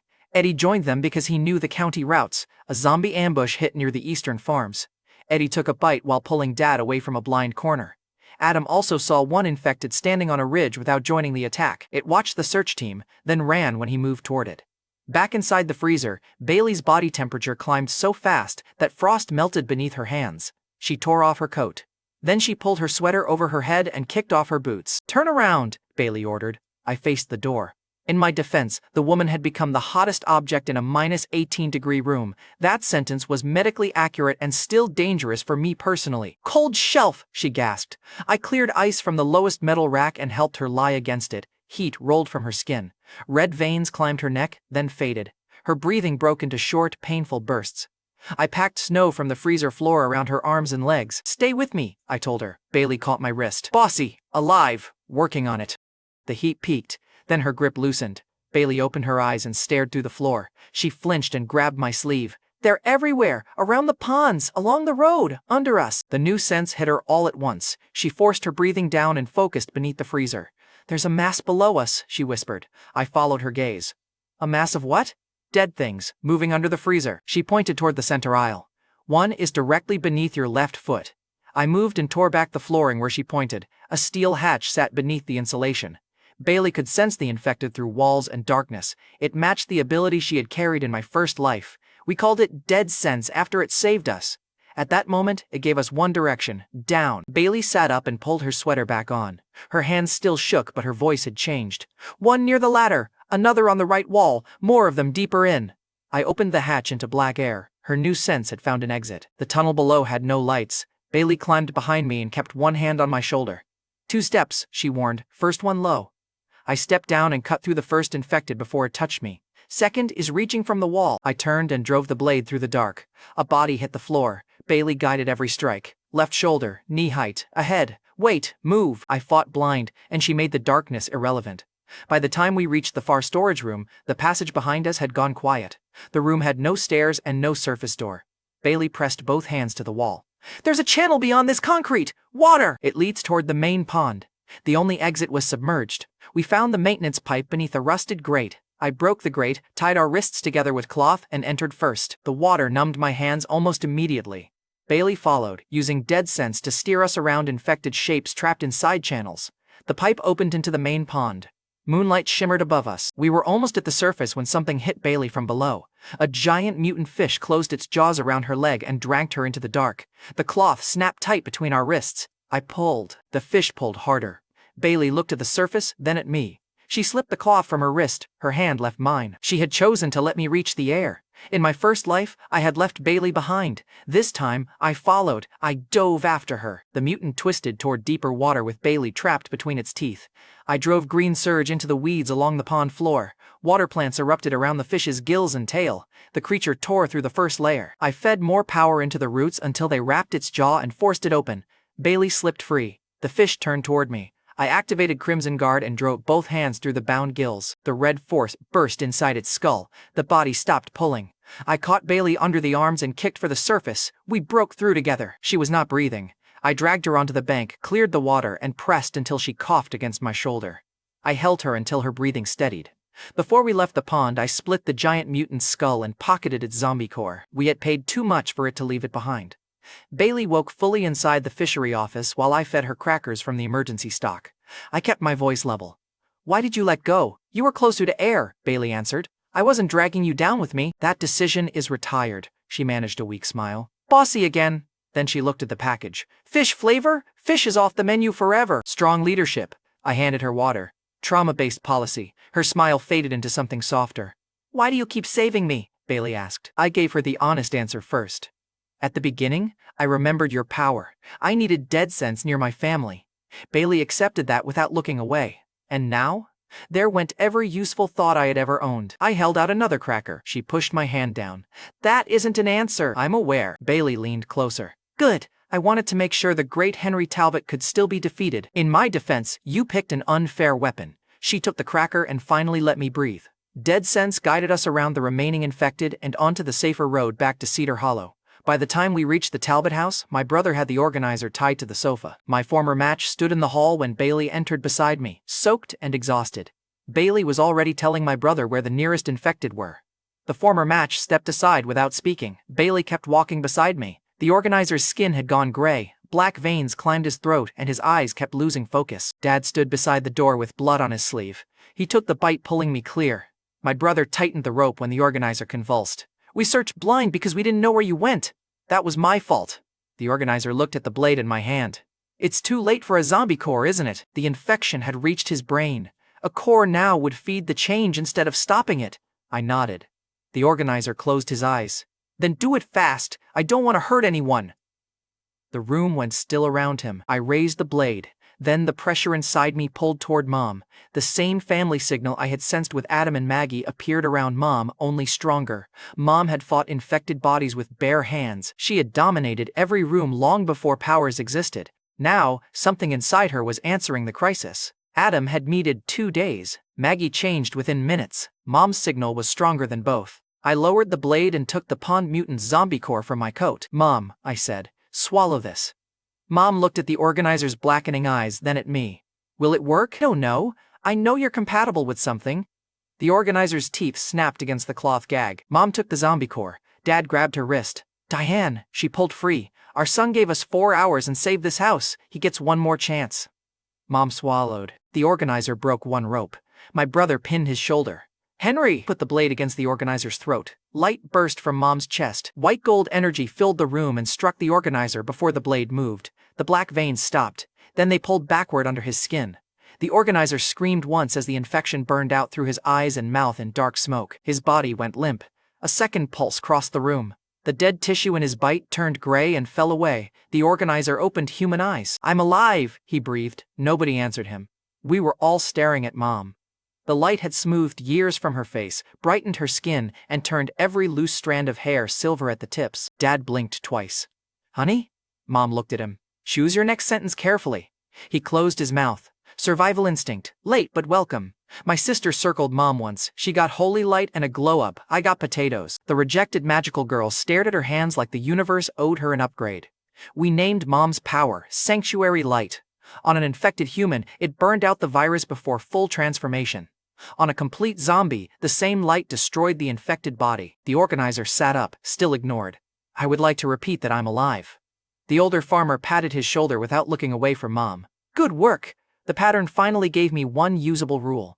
I sensed compatible power in my blood relatives. After they awakened, I could copy part of it. Bailey had awakened dead sense through her own gamble. I could not feel or copy it. Blood relatives triggered the sense and the copy. The source of that link remained unknown.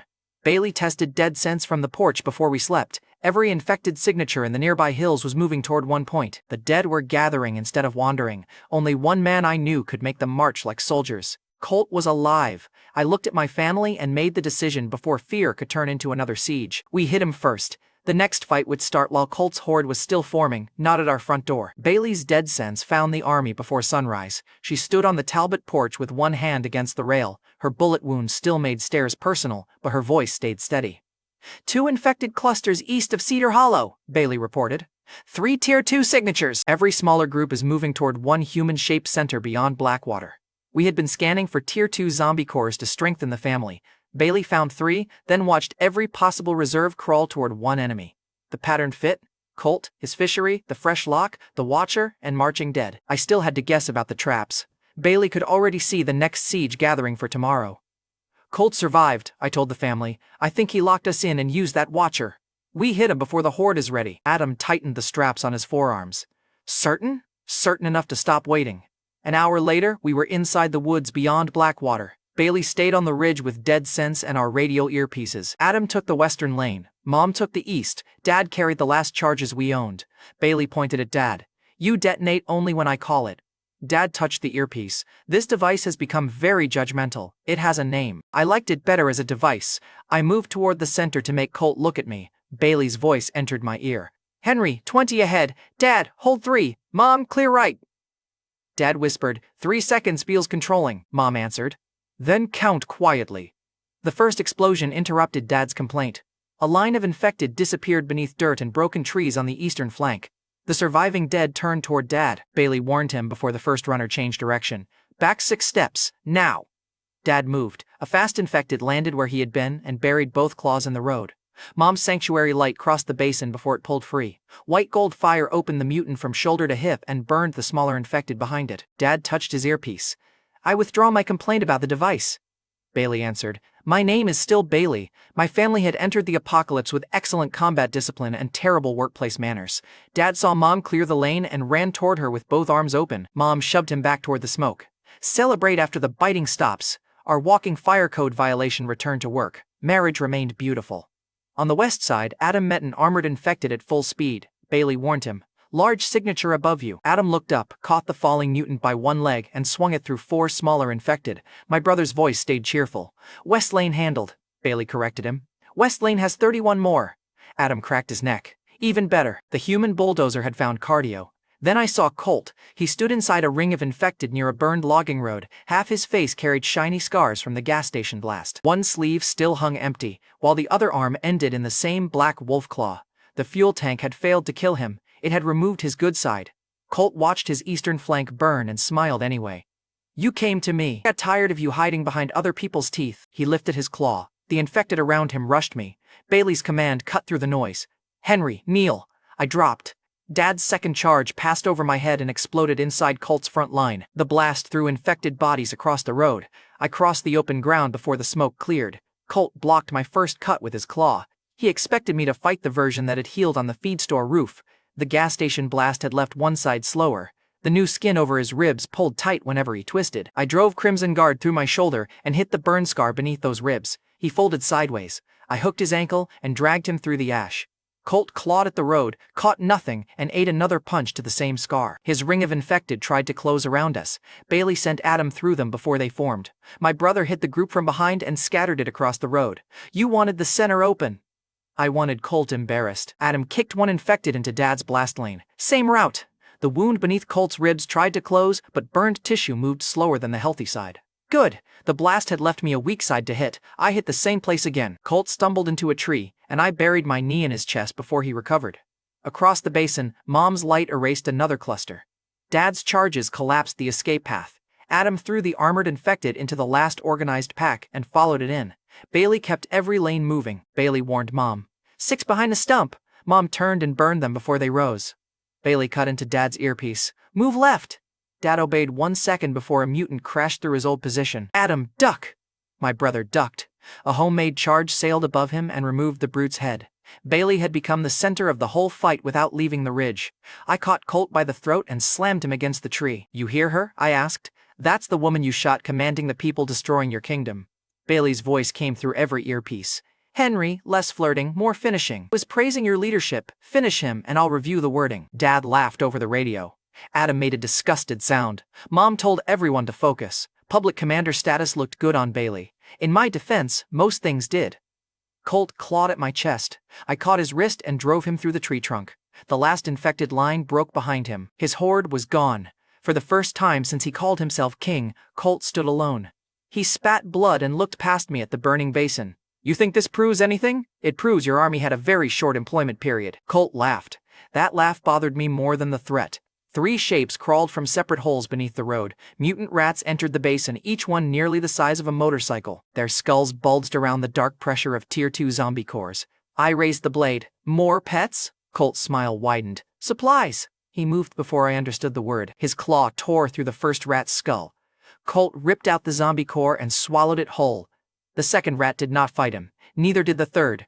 They crouched while he opened their heads and ate the other 2 cores. Look, I had seen desperate people gamble on 1 zombie core. Colt ate the whole upgrade menu in under 10 seconds. His spine arched, black veins spread across the burn scars. His remaining claw lengthened, and his shoulders widened around the empty sleeve. The ground cracked under both feet. The pressure coming from him jumped past every awakened person in the basin. Tier 3. We had destroyed Colt's army. Colt had made himself the army. I struck before the change finished. He caught the blade between 2 fingers. The metal stopped hard enough to numb both my hands. Colt smiled. "Your family made you brave." He twisted. The blade tore from my grip and vanished through a tree behind me. Then Colt hit my chest. The road broke under my back. I tried to rise. His foot drove me deeper into the crater. "Call your mother," Colt ordered. "Call Adam. I want them close when you learn what Tier 3 means." I activated Crimson Guard and punched his ankle. Colt did not move. He grabbed my throat and threw me through the roots of an oak. The impact broke the earpiece loose, but Bailey's voice still reached me through the static. "Henry, Adam is moving toward you." Behind Colt, Mom's light struck his back. The blast burned away his shirt and opened the old scars. Colt turned, saw my mother on the ridge, and smiled through the smoke. "There she is," he called. "I wondered which one you'd watch die first." Mom raised both hands for another strike. Colt crossed half the basin before the light formed. I caught his ankle with green surge roots and pulled just enough to spoil the charge. He ripped free, but Mom had time to retreat behind Dad's last barrier. That exchange answered the ugly question. Mom could hurt him. She could not stop him before he reached her. Bailey ordered everyone back from the center. Nobody argued. Colt looked at the retreating lanes and laughed. "Your little commander knows you lost. She knows the difference between courage and volunteering for stupidity." Then he came for me again. His claw cut through the tree where my head had been. I pushed green surge into the exposed roots beneath me. The roots thickened, tore through the soil, and opened a hollow under the trunk. I dropped into the earth as Colt's second strike split the bark above me. Green surge carried the root tunnel forward. I crawled through dirt, broke out behind another tree, and rolled before Colt crushed that trunk too. The escape bought seconds.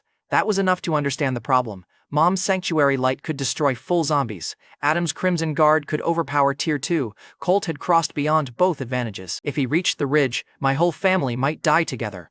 So I went back at him. I drove Crimson Guard through both arms and hit the damaged side of his skull. Colt caught me by the face and slammed me into the road again. My earpiece broke. The sky turned red. Every infected body left in the basin stopped moving. Colt looked up. A blood moon hung above the mountain. 2 human shapes fought far beyond the ridge, one wrapped in red light and the other in blue.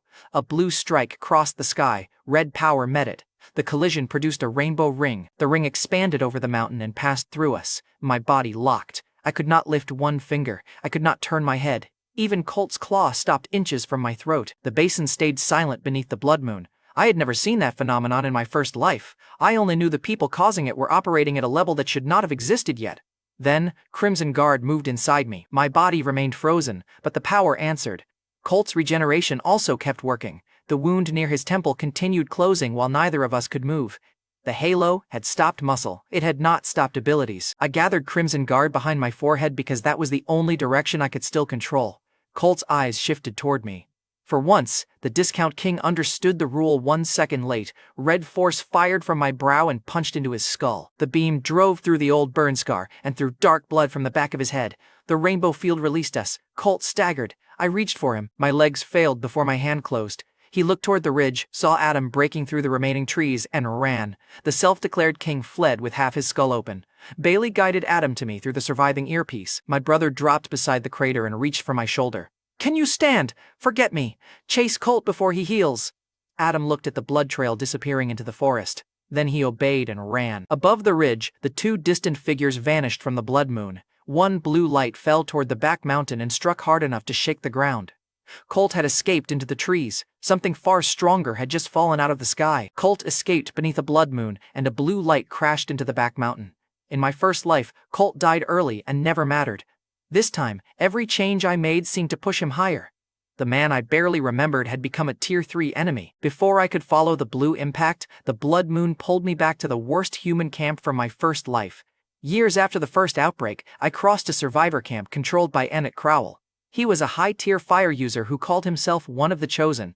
Ordinary survivors wore metal collars, some pulled carts, others knelt beside chained relatives while armed ability users ate from their supplies. A chained line of civilians hauled the camp stock while Emmett's people watched them struggle. Emmett stopped me at the gate and pointed toward the collars. "Power decides who serves," one chained man protested. Emmett opened one hand. Fire wrapped around the man's feet until he dropped to his knees. "The gods chose a new race," Emmett told the camp. "Ordinary people exist to support it. Nothing I had could beat his entire camp, and I had no family beside me, so I lowered my weapon and walked away while those collars stayed closed. I never forgot that camp. Those two figures above Colt had carried more power than Emmett ever showed. They had also appeared years earlier than anyone that strong should have existed. Colt was still alive somewhere in the forest. Now the larger world had arrived early too. Once my legs worked again, I followed the blue impact trail into the mountain. The trail ended at a fresh crater surrounded by melted stone.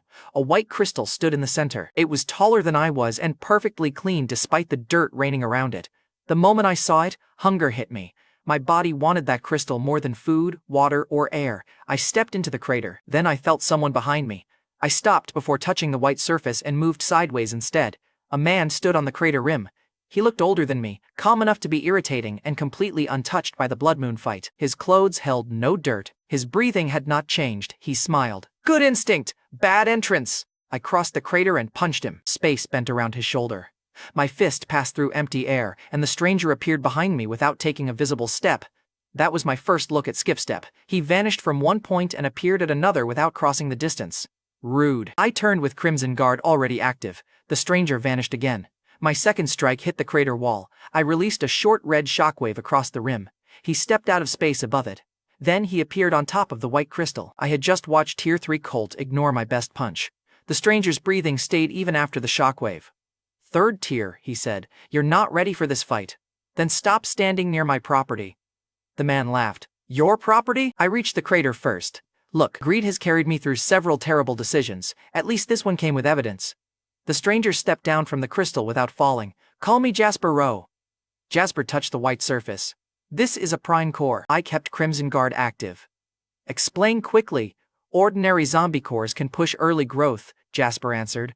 "Past that point, they stop being enough. A prime core opens higher advancement." That was still more useful than most lectures I had survived. Jasper broke a shard from the white crystal.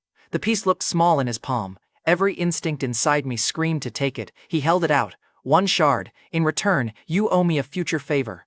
"Define the favor." "Oh, excellent contract." Jasper's smile stayed relaxed. He knew exactly how badly I wanted the shard. Adam had reached Tier 1 through a zombie core. Maggie and Mom had done the same. Colt had swallowed 3 cores and forced himself into Tier 3.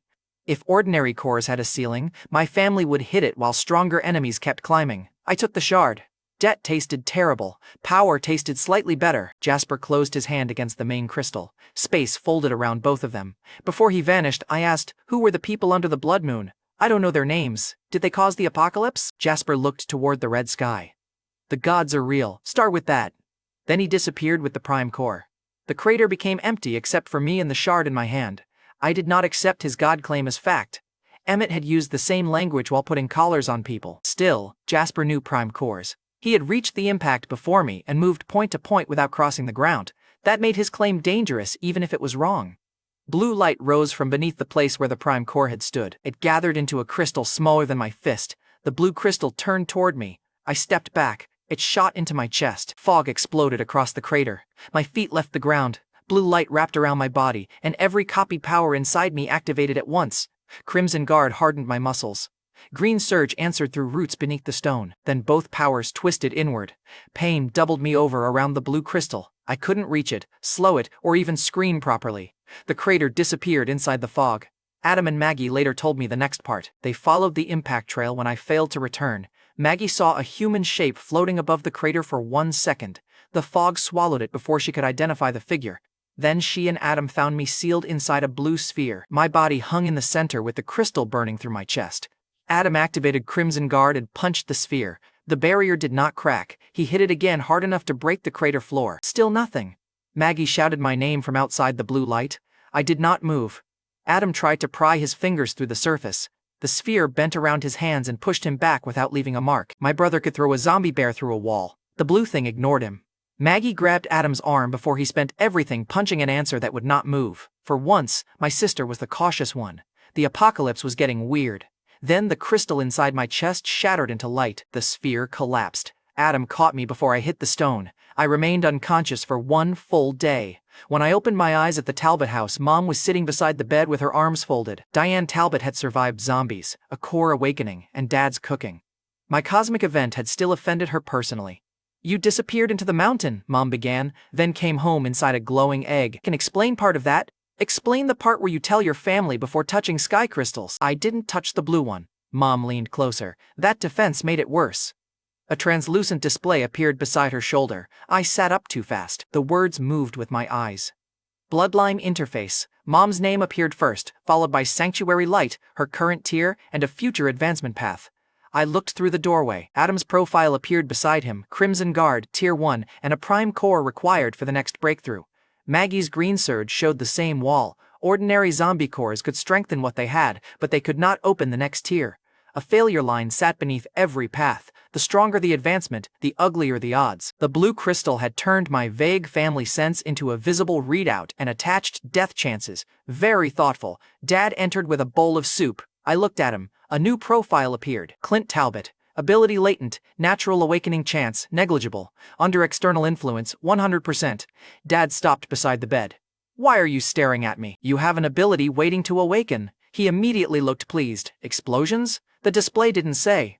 Dad looked disappointed. "Poor design." Mom took the soup from him.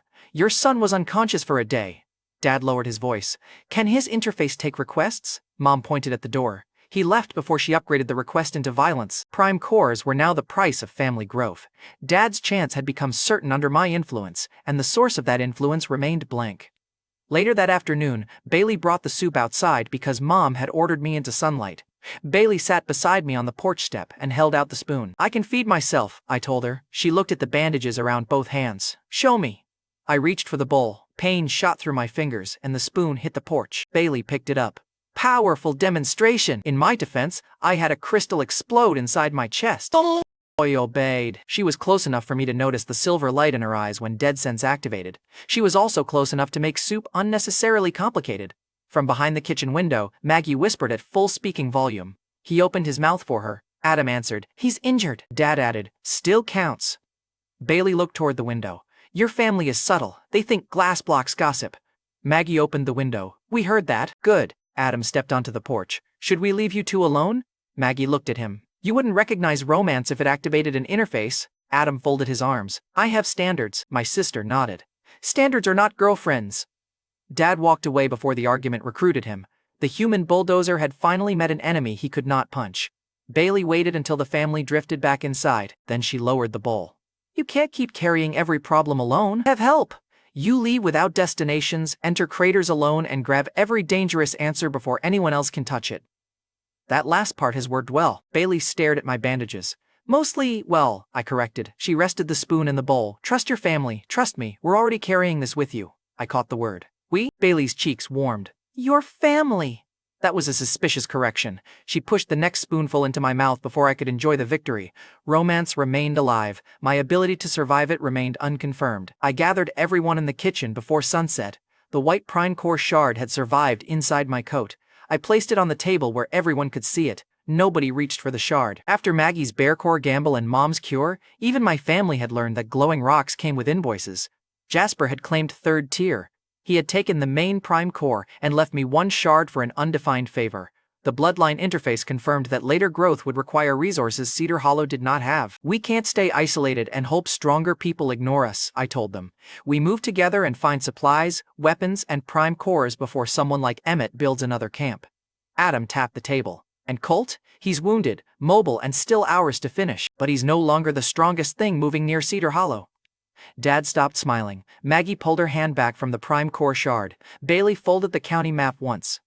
Then we need range, medicine, and weapons before the next tier 3 problem finds the house. Dad placed the truck keys on the table. Adam set his blade beside them. Mom looked around the family. Nobody leaves alone again. Bailey took the radio. Then we start with Blackwater. Colt's fishery still held food, medicine, and whatever weapons he had hidden beneath the ponds.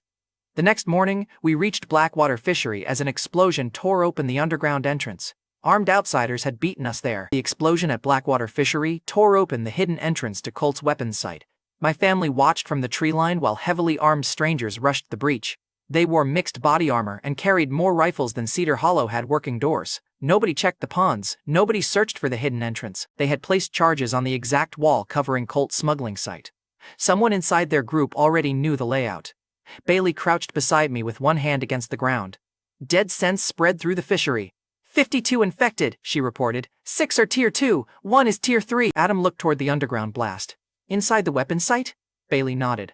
Below it, sleeping or trapped, armed outsiders above, a tier 3 zombie below. The gunmen sent their first teams into the smoke before the breach had settled. They were organized, supplied, and comfortable letting the front line absorb whatever waited below.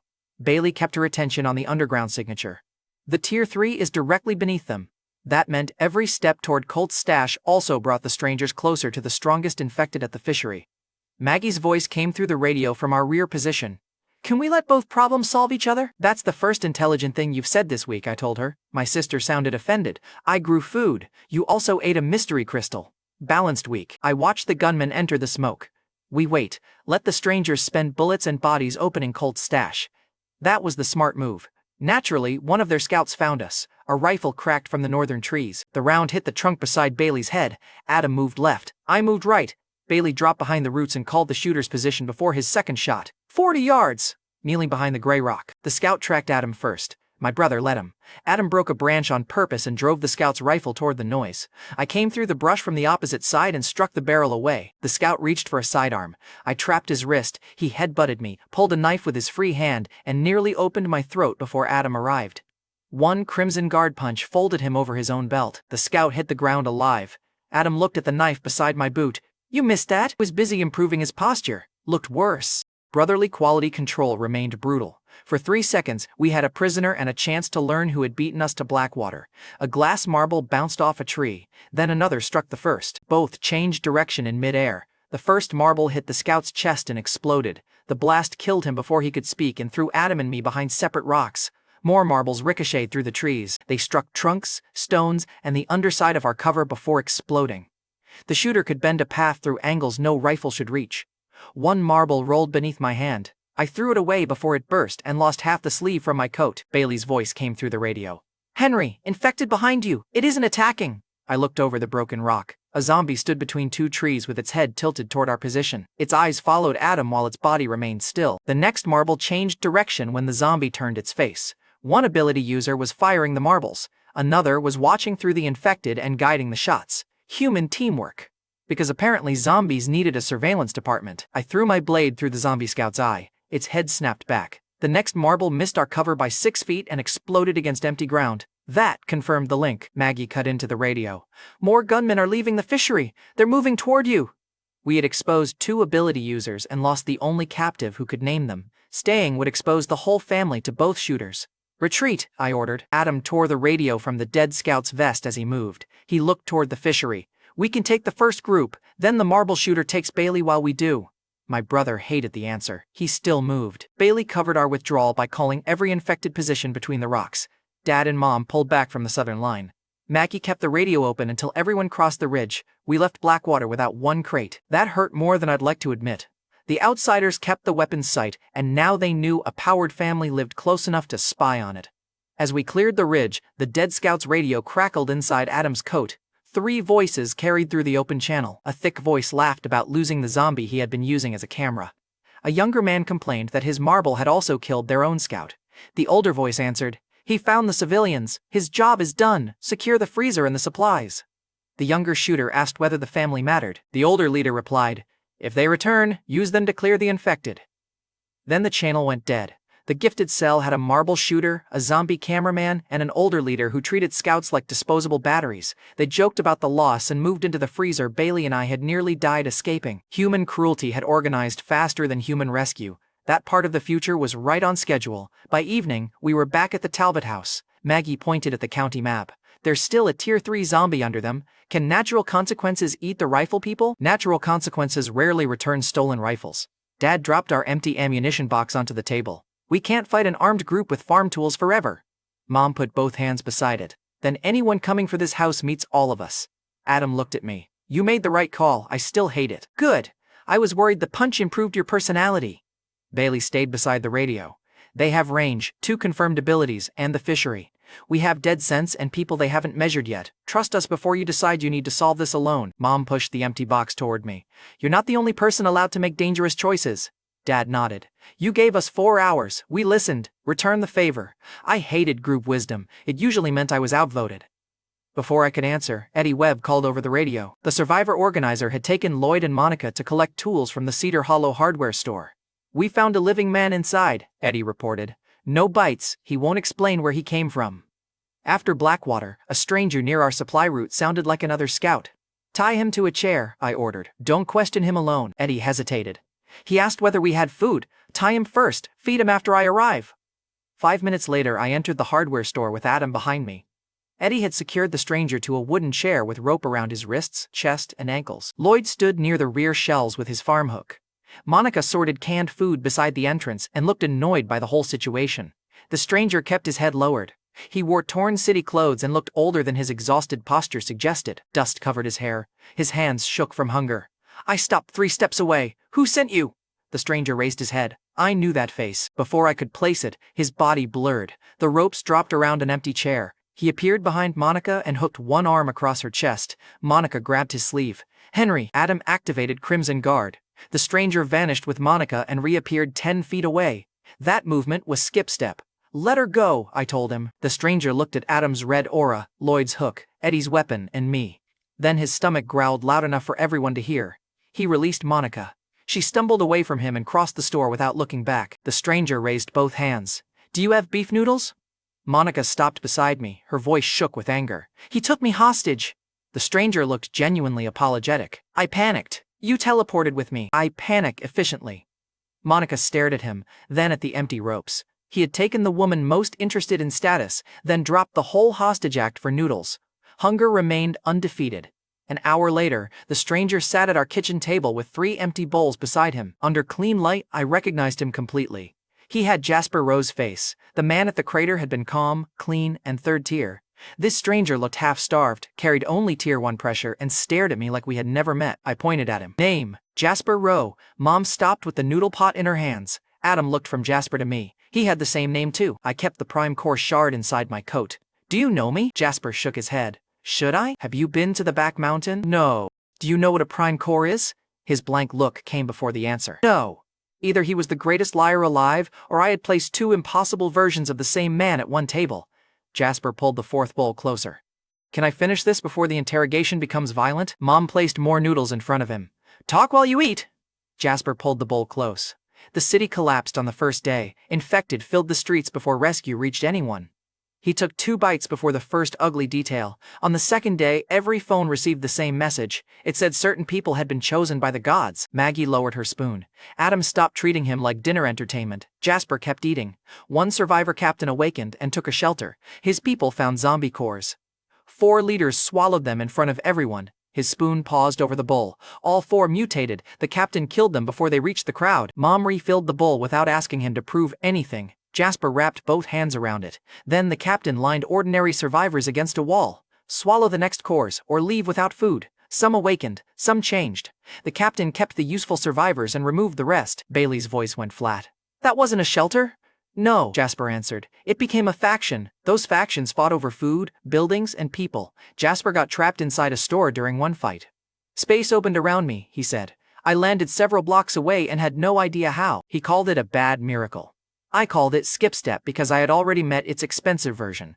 By the time Jasper emptied the bowl, Mom had moved the noodle pot within his reach. His story had bought him food and one ugly truth. The chosen message, the cores, and the ability wars had all arrived far earlier than I remembered. Jasper's story proved the timeline had broken in more than one place. Someone else might have entered this apocalypse with advanced knowledge. He finished the fourth bowl and looked around the table. Can I stay? You work, I told him. Follow Bailey's safety calls and use skip step when I ask. Food comes after effort. Jasper looked at the empty bowls. Food came before effort today. Promotional offer. It expired. He considered that, then nodded.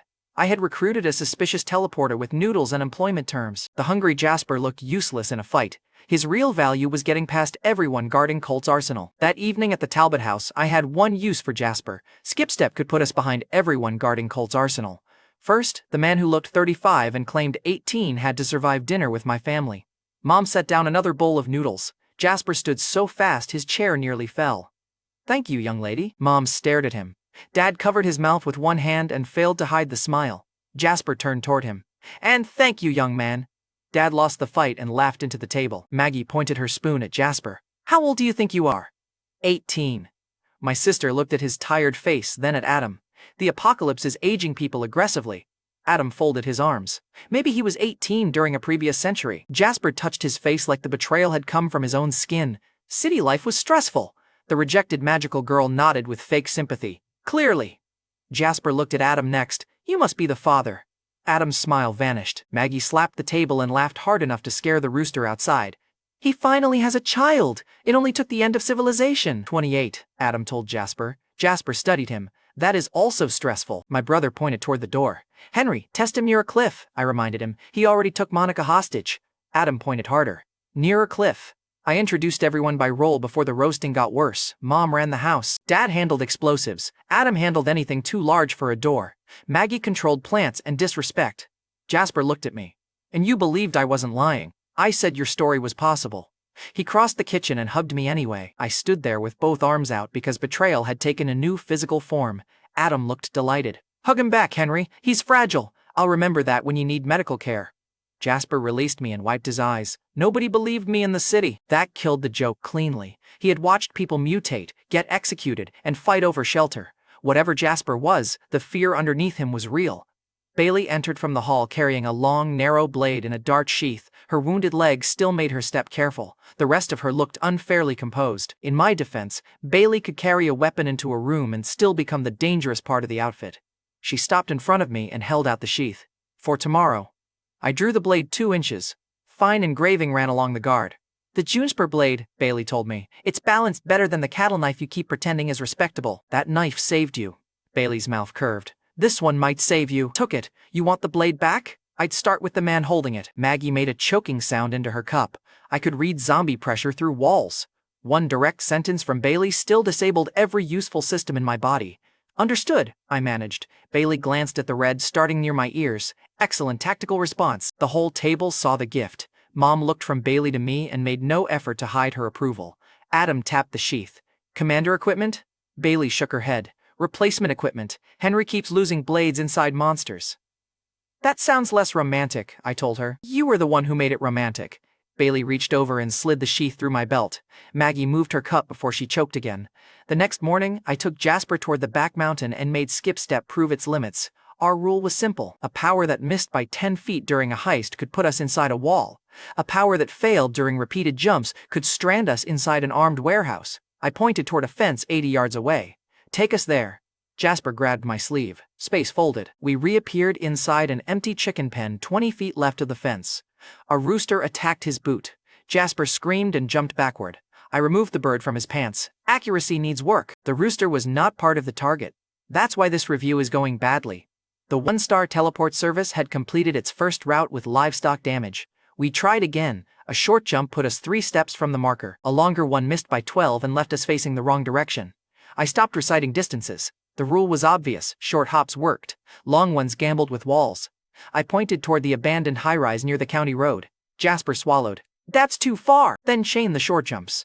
One hop put us beside a dry creek, the next landed on a concrete stairwell. The third opened at the roof edge. Jasper appeared with both legs over empty air. He caught the ledge with one hand and screamed hard enough to warn 3 counties. I grabbed his belt before his fingers slipped. "Pull me up!" Jasper yelled. "Stop scaring the wildlife!" "Henry!" I hauled him onto the roof. He lay flat against the concrete and kissed it once. The chained jumps worked. Fear ruined his precision. His scream remained painfully reliable. I gave him 1 minute, then placed a heavy tool crate between us. "Move, all 3. Jasper sat up. "I'm 18. This feels like child labor. You aged out somewhere around the cheekbones." He complained through the entire setup, grabbed the crate and opened space. We reached the next roof. The crate made it. Jasper dropped to one knee with gray skin around his eyes. Passengers cost him. Cargo cost more. I added a second case and made him try again. Skip step opened late. We landed 6 feet apart. One case arrived upside down with its latch buried in the roof, and Jasper nearly followed it face first. He released the handle with shaking hands. "1 passenger, 1 crate, short chain jumps," I told him. "Fear ruins accuracy, and cargo drains you." Jasper bent over with both hands on his knees. "Your testing method has strong villain energy. Villains provide snacks less often. That is your only defense." He took 3 breaths before he could stand straight. "Useful power." Jasper paid for every jump with his body, and the bill arrived fast. Our last test ended at the same crater where the powerful Jasper had met me. The white prime core was gone. The melted stone remained. Jasper stared at the crater. "I've never been here." "Man with your face stood on that ridge." He looked toward the exact spot and found nothing he recognized. "The man knew Skipstep," I continued. "3rd tier. He learned my name once, then gave me a prime core shard and asked for a future favor." Jasper backed away. "I don't know what you want me to say. I want your reflex before your explanation." Then I drew the juniper blade and attacked. Jasper's face emptied. Space snapped around him. My blade crossed the place where his shoulder had been. He reappeared behind a boulder, stumbled, and teleported again when I turned. The second jump put him halfway down the crater wall. I closed the distance with Crimson Guard. Jasper screamed and vanished before my fist landed. Good. Mortal pressure made his power faster. He reappeared with his back toward me, spun the wrong direction, and nearly ran into a rock. "Fight back," I ordered. "I transport things." I kept the blade raised. The other Jasper could fold space around a punch. Jasper threw both hands out. "I can fold laundry." I kept advancing. Jasper finally lowered his head and charged. His front foot caught a crack. He face-planted 2 steps short of me. After that faceplant, I stopped treating him like a hidden combat master. I lowered the blade. Jasper rolled onto his back, furious and terrified. "Satisfied? You're hiding nothing useful in a fight? That is the nicest terrible thing anyone has said to me." He was weak, inaccurate, and genuinely frightened. He still shared a face, name, and power with a 3rd-tier stranger. That contradiction stayed open. I could still use him. After dark, Bailey mapped Blackwater Fishery from the northern ridge. Mom stayed beside her as close defense. Adam waited in the woods outside the northwest warehouse wall. Jasper and I crouched 1 jump away. Earlier that afternoon at the Talbot house, Adam had wanted a direct strike. Mom had called that suicide with extra walking. I pushed our empty ammunition box across the table. "They'll come for us once they finish below. We steal the guns before they can point them here." Bailey unfolded the fishery map. "Then nobody improvises past my calls." Dad looked at me. "That rule feels targeted." It was. Back on the northern ridge after dark, Bailey had the infected mapped through dead sense. The human patrol stayed in her plain view. Her voice entered my earpiece. "Northwest wall is clear. 2 infected inside the loading lane. The patrol is turning south now." I looked at Jasper. 1 jump in, 1 jump out. He grabbed my arm. "Your service plan is missing noodles. Successful delivery earns breakfast." Cruel industry. Space folded. Jasper and I skipped through the northwest wall while gunfire shook the lower levels. We landed between stacked crates inside Colt's warehouse. The first infected turned toward us. I drove the juniper blade through its mouth before it made noise. The second lunged from behind a pallet. Jasper skipped sideways on instinct, and the zombie followed him straight into my elbow. Bailey whispered, "Loading lane clear. Patrol still south." We opened the nearest crate. I expected powder. Military rifles filled the crate. Jasper stared. "That seems valuable. Grab the handle." We skipped outside with the crate between us. Adam caught one end when we landed and merely dropped it. He opened the lid. His grin appeared slowly. Adam looked up. "Henry?" "No," I told him. He lifted one rifle. "We have guns." I pointed toward the wall. "Try not to hug me too." Adam ignored that and dragged the crate into cover. The second run produced ammunition cans. Adam lifted one, heard the rounds shift inside, and stopped treating the raid like a gamble. The third produced sealed ration boxes. Mom's voice came through the radio from Bailey's Ridge. Bring those home before your father discovers another recipe involving fuel. The fourth produced medical kits packed tightly enough to supply a squad. Bailey went quiet for half a breath when I named the contents. Copy, she answered. Then her voice sharpened. Patrol moving north, move now. Adam opened one medical case and found antibiotics, bandages, and sealed pain medicine. He closed it carefully. The weapons had made him grin. The medicine made him serious. Every crate changed the family waiting behind us. Farm tools became rifles. Empty shelves became months of food. If Bailey was wounded again, we would have real medicine instead of boiled cloth and optimism. The jackpot made stopping harder. Jasper leaned against the northwest wall before the next jump. I was promised work for food. Nobody mentioned moving an army. You ate 4 bowls before the contract. That was signing compensation. Adam shouldered the ration crate. Move the next one, and I'll personally defend your 5th bowl. Jasper pointed at him. Finally, management. Then space folded again. Outside the warehouse, both hostile groups fought the infected they had disturbed below. Between jumps, I watched through a broken loading door. The zombie cameraman sent one controlled infected sprinting beneath a Tier 2 brute. That body exploded and tore open the brute's legs. An older gifted leader walked through the falling debris and drove a blade under its jaw. A mercenary soldier beside him took a bite across the forearm. The blonde marble shooter held out a zombie core and smiled. Swallow it, maybe the bite finally makes you useful. The wounded soldier stared at the core. The mercenary leader shot him through the head. We don't gamble on infected men, the mercenary snapped. Then he looked at the gifted group. You freaks open the door, remember who owns the stock. Rifles shifted toward both sides. The older leader raised one hand. Blades inside the warehouse. Sulfur dust is stacked along the east wall. One spark burns everything. The rifles lowered because one spark would burn the warehouse. Both sides kept watching each other instead of the infected. I went back to stealing from all of them. As the hidden pile grew, Jasper stopped joking. Soon he needed Adam's shoulder after each landing. The next ammunition crate arrived, and Jasper vomited beside a tree before standing again. Adam closed the lid and looked at me. Enough. Bailey's voice tightened in my ear. The lower fight is moving toward the warehouse. You have minutes. Most of the cash already sat under camouflage behind Adam. Then I remembered Bailey bleeding on the bridge. Eddie asking for a fast death. Mom burning infection from his body with seconds left. Medicine bought chances beyond my powers. I looked at the warehouse wall. One final run, medical shelves only. Jasper wiped his mouth. My official title is Mission Mule, correct? I nodded. Today. He raised one shaking hand. Mission Mule requests retirement. You can retire after the last delivery, I told him. He looked at the hidden crates, then toward the northern ridge where Bailey and Mom waited. Jasper held out one shaking hand. One run. Adam joined us because the medical cases were too heavy for Jasper to carry. Bailey warned us again. Henry, the patrol is turning. Get in and get out. Jasper caught both our sleeves. Space folded. The 3 of us reappeared inside the infirmary aisle. Jasper took one step. Then he collapsed unconscious between the shelves. Boots entered the warehouse beyond the door. We had the guns. We no longer had an exit. Jasper collapsed inside the infirmary aisle just as both enemy factions entered the warehouse. My brother caught him before his skull hit the floor. I dragged open the lowest shelf. Together, we pushed the teleporter behind stacked medical cases and crouched beside him. He stayed unconscious. My brother pressed 2 fingers to the teleporter's neck. Pulse is steady. I nodded. Useful. My brother looked toward the open floor. Our exit is unconscious. The northwest wall sat across open floor. Without skip-step, reaching it meant crossing both factions while carrying a man who could not duck. The 1-star teleport service had closed without notice. Footsteps crossed the outer room. The mercenary crew entered first with rifles raised. The gifted cell followed within arm's reach, watching the mercenaries instead of the shelves. Through the shelf gap, I saw the older gifted leader walk between them. The blonde marble shooter stayed near his right shoulder. Beside him, the zombie cameraman complained about the infected he had lost outside. Their mercenary leader stepped close enough to make the alliance look friendly. Then he drew a pistol and fired into the older man's head. The shot dropped him between the crates. The mercenary leader, Seth Braddock, kept the pistol raised. He finally named the older gifted leader he had shot. Rupert Yates is dead. Restrain the marble shooter. Shoot the controller. 2 soldiers grabbed the marble shooter, Finn Booker, before he reached his pouch. Another rifle opened on Murray Puckett, the zombie cameraman. Murray hit the floor beside his dead leader. Seth's men turned every remaining weapon toward the gifted survivors. The 5-second winner smiled down at Rupert's body. You people were useful for opening the cache, Seth told them. That's all gifted freaks are good for. His soldiers laughed. One mercenary kicked Rupert's weapon away. Another tore Finn's marble pouch from his belt and tossed it to Seth.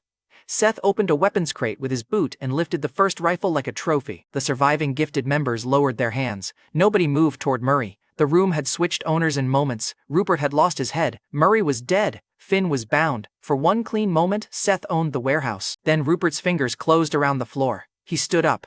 The wound in his skull pulled closed beneath a layer of new skin. He rolled one shoulder as if death had been an uncomfortable chair. Seth fired again. The bullet stopped in front of Rupert's face. Every rifle in the room opened. Dozens of rounds froze in the air around him. One soldier kept squeezing his trigger after the magazine emptied. Another backed into the sulfur crates and stopped when the older leader looked his way. Seth's smile disappeared. He had gone from warehouse owner to man standing inside his own firing squad. Rupert looked at the suspended bullets. You built your whole world around weapons. One of Seth's snipers turned his rifle toward his own squad. His eyes had gone red. He fired down the mercenary line before anyone understood the switch. Soldiers fell along the firing line. One tried to tackle him and caught the rifle stock across his mouth. Someone shot the sniper through the chest. The red left the dying man's eyes. The soldier beside him jerked once. His eyes turned red next. He took the fallen rifle and continued shooting. The surviving mercenaries started aiming at faces instead of uniforms because their own side had become unreliable. I learned later that the red-eyed operative was Ike Drummond. The rule was already visible. Kill the body, and the red-eyed thing moved to another host. Rupert's gifted cell had entered the mercenary crew before the coup began. Seth had betrayed a faction carrying its own people inside his ranks. Honestly, I don't know what he thought would happen after the first bullet. He had executed a man who treated death like a costume change. Rupert moved one finger. The bullet nearest his face turned around. It crossed the warehouse and entered Seth's forehead. The mercenary leader dropped beside the man he had tried to execute. The surviving mercenaries stepped away from Seth's body. One lowered his rifle. The gifted survivors picked weapons from the floor without asking permission. Finn watched the blood reach his boots and stopped laughing. Rupert had recovered the room before Seth finished falling. His victory had lasted less time than Jasper's last teleport. Rupert looked over the surviving mercenaries. The old era is finished, nobody argued. The new red-eyed host walked toward him and cracked his neck. Changing bodies still feels disgusting, the host complained. Rupert finally used his name, then stopped getting Ike killed. Finn, still bound near a crate, laughed. He changes bodies like shirts and complains about laundry. Ike kicked him in the shin. Even murderous supremacists had workplace banter. Tragic. Rupert turned toward the infirmary aisle, his eyes lowered to the floor. Our repeated jumps had tracked damp fishery soil across the concrete. The footprints ended behind our shelf. You stole my supplies, Rupert called. Come out before I pull the shelves apart. Adam looked at Jasper. I shifted the juniper blade into my right hand. Take the teleporter when I move. The shelf exploded toward us. I went through the falling medical boxes and rushed Finn first. The marble shooter tore free of one loose restraint and reached his pouch. He grinned when he saw the narrow aisle. You remember my work? Finn asked. I remember you killing your own scout. His smile sharpened. Then you know walls don't help. He flicked one marble past my shoulder. It struck the metal shelf behind me, changed direction, and came back toward my ribs. I ducked under it. Finn threw two more. The first ricocheted from the floor. The second struck it in midair. Both turned toward the path I had just taken. A third marble bounced from the ceiling behind me and cut off retreat. Finn had built a box of explosions around my body. He expected me to stop and solve the angles. I kept charging. The first marble burst behind my heel. Metal fragments cut my coat and drove me closer. Finn watched me instead of the aisle behind him. Wrong aisle. Adam stepped from the next row and punched Finn behind the ear. Crimson Guard folded the marble psycho across a crate. Finn dropped unconscious before the marbles hit the shelf where I had been. Adam caught his shoulder and lowered him instead of letting the body make noise. Scout posture improved, my brother whispered. Finally, constructive feedback. Rupert walked through the damaged shelf. The Bloodline Interface opened beside him. Rupert Yates, Tier 2, Ability, Adaptive Cells. The display named his power. Rupert told us to attack. You two have excellent abilities, he told us. Try them. I drove the juniper blade toward his throat. The edge stopped against his skin. I turned the strike into a cut across his chest. A thin wound opened, then sealed before the blade cleared it. Adam hit from the other side. Crimson Guard drove Rupert through a medicine cabinet. He rose without a broken breath. Adam attacked again, harder. This time, Rupert caught his fist. Red pressure spread from Adam's knuckles into Rupert's arm. Rupert's skin hardened under the same crimson glow. He had absorbed the attack signature. Then he returned it. The copied force threw Adam across the aisle and through two shelves. Medical bottles burst around him. Adam rolled before Rupert followed and kicked a steel cart into his knees. Rupert stepped through the cart and bent the frame around one shin. I used green surge through the cracked concrete. Roots burst upward and wrapped Rupert's legs. He looked down once. The roots tightened. His muscles changed against them. He stepped forward and tore every vine apart. Each attack taught him what to resist. I shifted the roots toward his throat instead of his legs. Rupert caught them before they tightened. His fingers changed against the bark, grew harder and crushed the vines into pulp. Adam hit the back of his knee while Rupert focused on me. The joint bent. Rupert corrected the weakness before he reached the floor and drove an elbow into Adam's chest. Every answer we gave made the self-healing recruiter worse. Rupert reached me before I reset my stance. He caught the juniper blade, twisted it aside, and drove his shoulder into my chest. The impact lifted me off the floor. I landed beside Seth's body. A brass lighter had fallen from the mercenary's coat. I closed one hand over it before Rupert saw. Adam came back through the dust with Crimson Guard around both arms. We attacked together. I cut high. Adam struck low. Rupert blocked the blade with one palm and Adam's fist with his knee. The copied crimson pressure around him thickened. Rupert smiled. That power belongs in the hands of people building the next world. He pointed toward the weapon crates.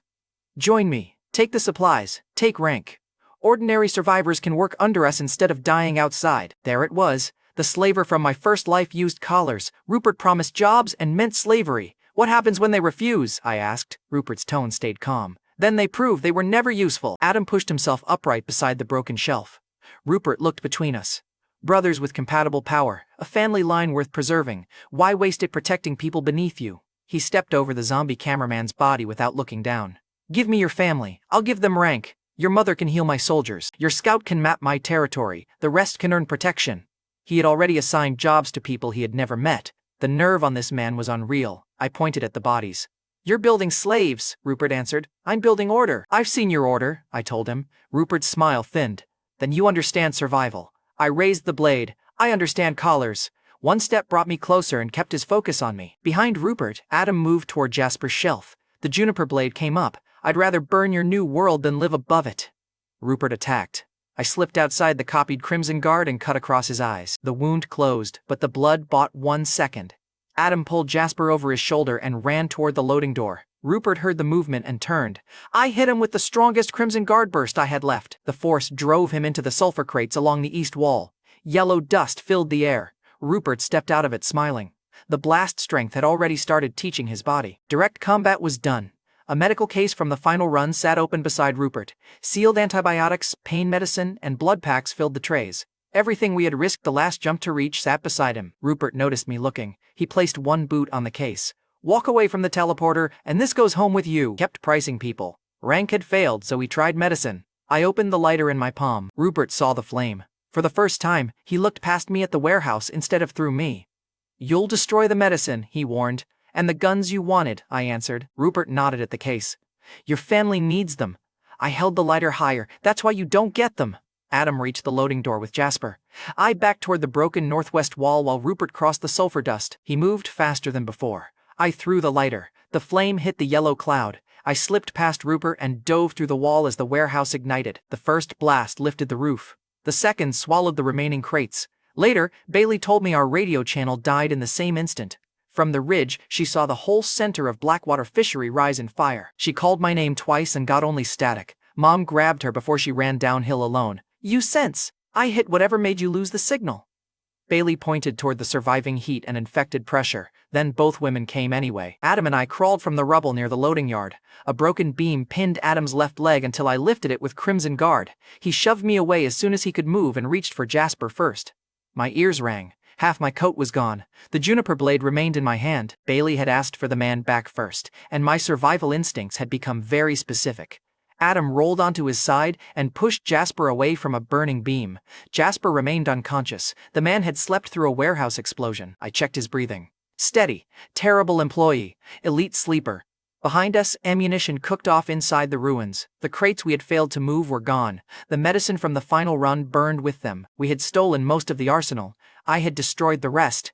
Then, a hand pushed through the rubble. Rupert climbed out. The explosion had burned his clothes away and blackened the ground beneath him. His skin had already rebuilt. The pressure coming from his body had grown heavier. Adaptive cells had survived the blast and learned from it.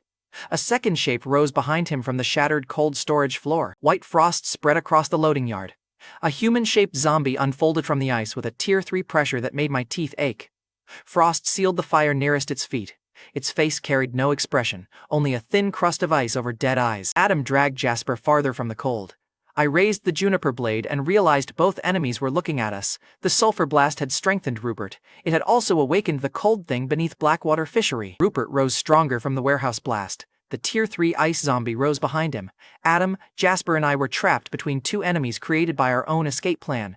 Beautiful. I had burned the prize and awakened the final boss under it. Rupert stepped through the fire without slowing. Adaptive cells rebuild what survives, he told me. Heat, impact, blades, energy. Every threat becomes instruction. The blast had taught his body faster than I could hurt it.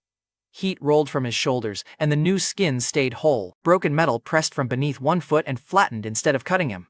Behind Rupert, the ice zombie tilted its head toward the heat. It had not moved toward either of us yet. Adam moved first. My brother drove Crimson Guard into Rupert's ribs with both hands. Rupert absorbed the hit.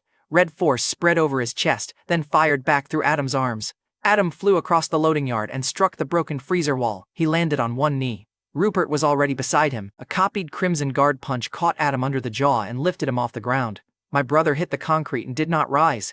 Adam! Crossed the yard with the juniper blade aimed under Rupert's jaw. He caught the flat between both hands. I released the hilt, drove Crimson Guard through my elbow, and hit the side of his neck. The strike landed. Rupert's head moved 1 inch.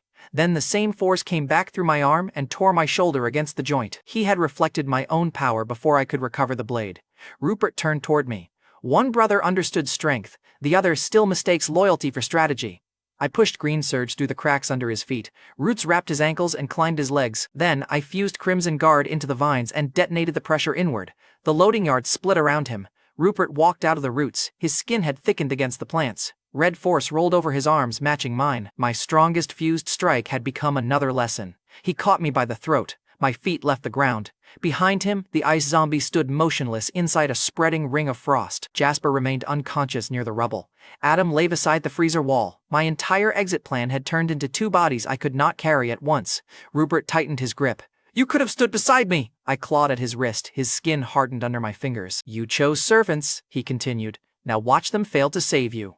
At the outer gate, Mom and Bailey were following our dead radio into Blackwater Fishery. Bailey told me later that the first bodies were mercenaries with gunshot wounds in their backs. The next body wore gifted cell gear and had no wound that explained the red burn around his eyes. She checked the firing angles and pointed toward the gatehouse. The shooting came from inside their own lines. Mom picked up a fallen pistol, checked the empty magazine, and threw it away. Then uniforms tell us nothing. Mom looked at the trail. The men formed an alliance and immediately ruined it. Bailey tightened both hands around an iron rod she had pulled from the rubble. Henry is inside. Mom glanced at her. You worry like family. Bailey started toward the loading yard. Then keep up. Mom smiled once. Good answer. That was their entire planning meeting. A blood-splattered man stepped from the gatehouse before they reached the yard. He wore the jacket of a combat instructor from one of the armed groups. His eyes were normal, but his smile arrived too quickly. 2 women came to rescue the fighters? He asked. His gaze stayed on Bailey. The pretty one can wait. I'll teach the older one first. Mom kept walking. The host drew a knife and lunged for her throat. She caught his wrist, drove her shoulder into his chest, and stripped the weapon before his second foot landed. He stared at his empty hand. Mom turned the knife around and offered it back. Handle first. Try again. The man's face twisted. I don't lose to some woman, then check your record. Mom hit him hard enough to send him through the gatehouse door. Bailey followed with the iron rod raised. The host rolled through the broken frame and came up smiling. He no longer moved like the wounded instructor whose body he wore. His shoulders loosened. His stance changed. He kicked the knife from Mom's hand and drove her toward the wall with 3 fast strikes. Mom blocked 2 and took the third across the ribs. Then she caught his ankle and threw him into the gatehouse again. Bailey circled left, keeping the iron rod between the host and Mom. The host stopped looking for an exit and squared up again. Back in the loading yard, Rupert still had me by the throat when the temperature dropped. Frost crawled across the blood on his boots. The ice zombie had started moving. It ignored Adam. It ignored Jasper. Rupert was the hottest body in the yard. Adaptive cells were rebuilding him fast enough to steam in the cold. The zombie turned toward that heat. Rupert felt it too. His eyes shifted past my shoulder. The frost reached his ankle. His skin stopped changing. For the first time, the copied red force around his arm flickered. Cold was shutting the cells down. I smiled through his grip. Chosen by the gods, right? Rupert tightened his hand. You built a kingdom for people above ordinary humans, I continued. Now a dead thing is about to eat you. He threw me toward the rubble and turned on the ice zombie. I hit the ground, rolled beneath a falling beam, and drove Crimson Guard through my legs before Rupert could grab me again. Dust and smoke covered the movement. I slipped behind the freezer wall as the ice zombie reached him. Its hand closed around Rupert's leg. Ice raced over his boot and into his calf. Rupert punched down. The strike shattered half the zombie's shoulder. The missing ice rebuilt before his fist returned. He hit it again with copied Crimson Guard. The chest broke into slabs, but Frost pulled the pieces back around one dark point beneath the ribs. Rupert finally stopped smiling. He tried to tear the frozen hand from his leg. The fingers only tightened. Rupert tried to harden his skin. Nothing happened where the frost had reached. Adaptive cells could learn from fire and force. They could not adapt while frozen still. The ice zombie dragged Rupert toward the cold storage crater. I reached at him and pulled him over my shoulder. "Jasper," I shouted, "wake up and move!" Jasper did not twitch. The one-star teleport service had slept through the apocalypse's worst group project. I grabbed the back of his coat with my free hand and dragged him toward the outer lane. Rupert roared behind me. A buried ammunition crate cooked off under the rubble. The explosion caught the ice zombie and shattered its body across the loading yard. Rupert tore his frozen leg free and fell beside the broken cold storage floor. For 1 second, the yard filled with ice fragments instead of a monster. Then Frost began pulling those fragments toward one dark center. Something inside the shattered body had survived. While I dragged Adam, Bailey later filled in the rest of the gatehouse fight. The combat instructor came through the broken door with red eyes. Bailey swung the iron rod toward his knee. The host caught it. Mom kicked his wrist and broke the grip. Bailey tossed the rod across his body. Mom caught it and drove the iron into his chest. The host hit the wall and stopped moving. His red eyes faded. A red shadow left his mouth and struck Mom. Her body jerked, then her eyes turned red. Bailey froze with one hand raised. "Mrs. Talbot? Mom attacked her!" Bailey ducked under the first punch and backed away instead of striking. Mom caught her own attacking wrist with the other hand. Both arms shook against each other. The red in her eyes deepened. Ike Drummond had lost another host and jumped into the strongest body in reach. Terrible choice. Mom forced one word through clenched teeth. "Run!" Bailey did not. She stepped inside Mom's next wild swing and locked both arms around her shoulders. "You told me to keep up." White gold light ignited beneath Mom's skin. The red shadow fought toward her eyes. Sanctuary light spread through her body and caught it. Ike screamed through Mom's mouth. The scream changed into a second voice, then broke apart. Red smoke tore free from her chest and burned inside the light. Mom dropped to one knee. Her eyes returned to normal. Ike did not find another body. Sanctuary light had purified him into nothing. Bailey kept one arm around Mom until she stood. The body thief had survived bullets, stolen soldiers, and changed hosts like shirts. He picked the frying pan final boss and got deleted from inside. In the loading yard, the ice fragments finished rebuilding. A new body rose behind Rupert. He was staring at me and did not see it form. The zombie drove one frozen arm through his chest. Rupert's adaptive cells tried to close around the wound. Ice spread faster. His arms locked. His jaw stopped. Frost covered the copied Crimson Guard around his body. For once, damage reached Rupert faster than his cells could answer. The zombie lifted him. Rupert froze solid. Then the ice arm tightened and shattered him across the yard. His chosen race speech ended as frozen debris. The ice zombie turned toward me. I had Adam over one shoulder and Jasper dragging behind me. Heat rolled from all three of us. The creature charged. I dropped Jasper, lowered Adam beside him, and met the zombie with the juniper blade. The edge opened its neck. My right hand froze around the handle. Cold raced across my fingers and into my wrist. I tore the hand free before the ice reached my elbow. The neck wound sealed with fresh frost. External cuts were useless. The thing rebuilt faster than I could remove pieces. It launched again. A chunk of concrete struck its temple from the left. Bailey had thrown it. Mom's sanctuary light hit from the right. The combined impact slammed the zombie into the broken warehouse wall. Mom entered the yard with Bailey beside her. They had come to rescue me. Again. Bailey slid the juniper blade away from the spreading frost and kicked it back toward my good hand. "You dropped this! I was being strangled! Poor equipment discipline!" She turned toward Adam before I could answer. The flirt lesson had become battlefield criticism. Honestly, progress. Bailey reached Adam first and checked his breathing. "Alive!" Mom saw her oldest son unconscious. The light around her changed. She crossed the yard and struck the ice zombie with both hands. Sanctuary light burned into the cracks across its chest. The outer ice melted, exposing a darker layer that twisted away from the heat. The creature broke free and swung at her. Bailey called the turn before it finished. "Right shoulder, Henry," came from behind before the arm landed.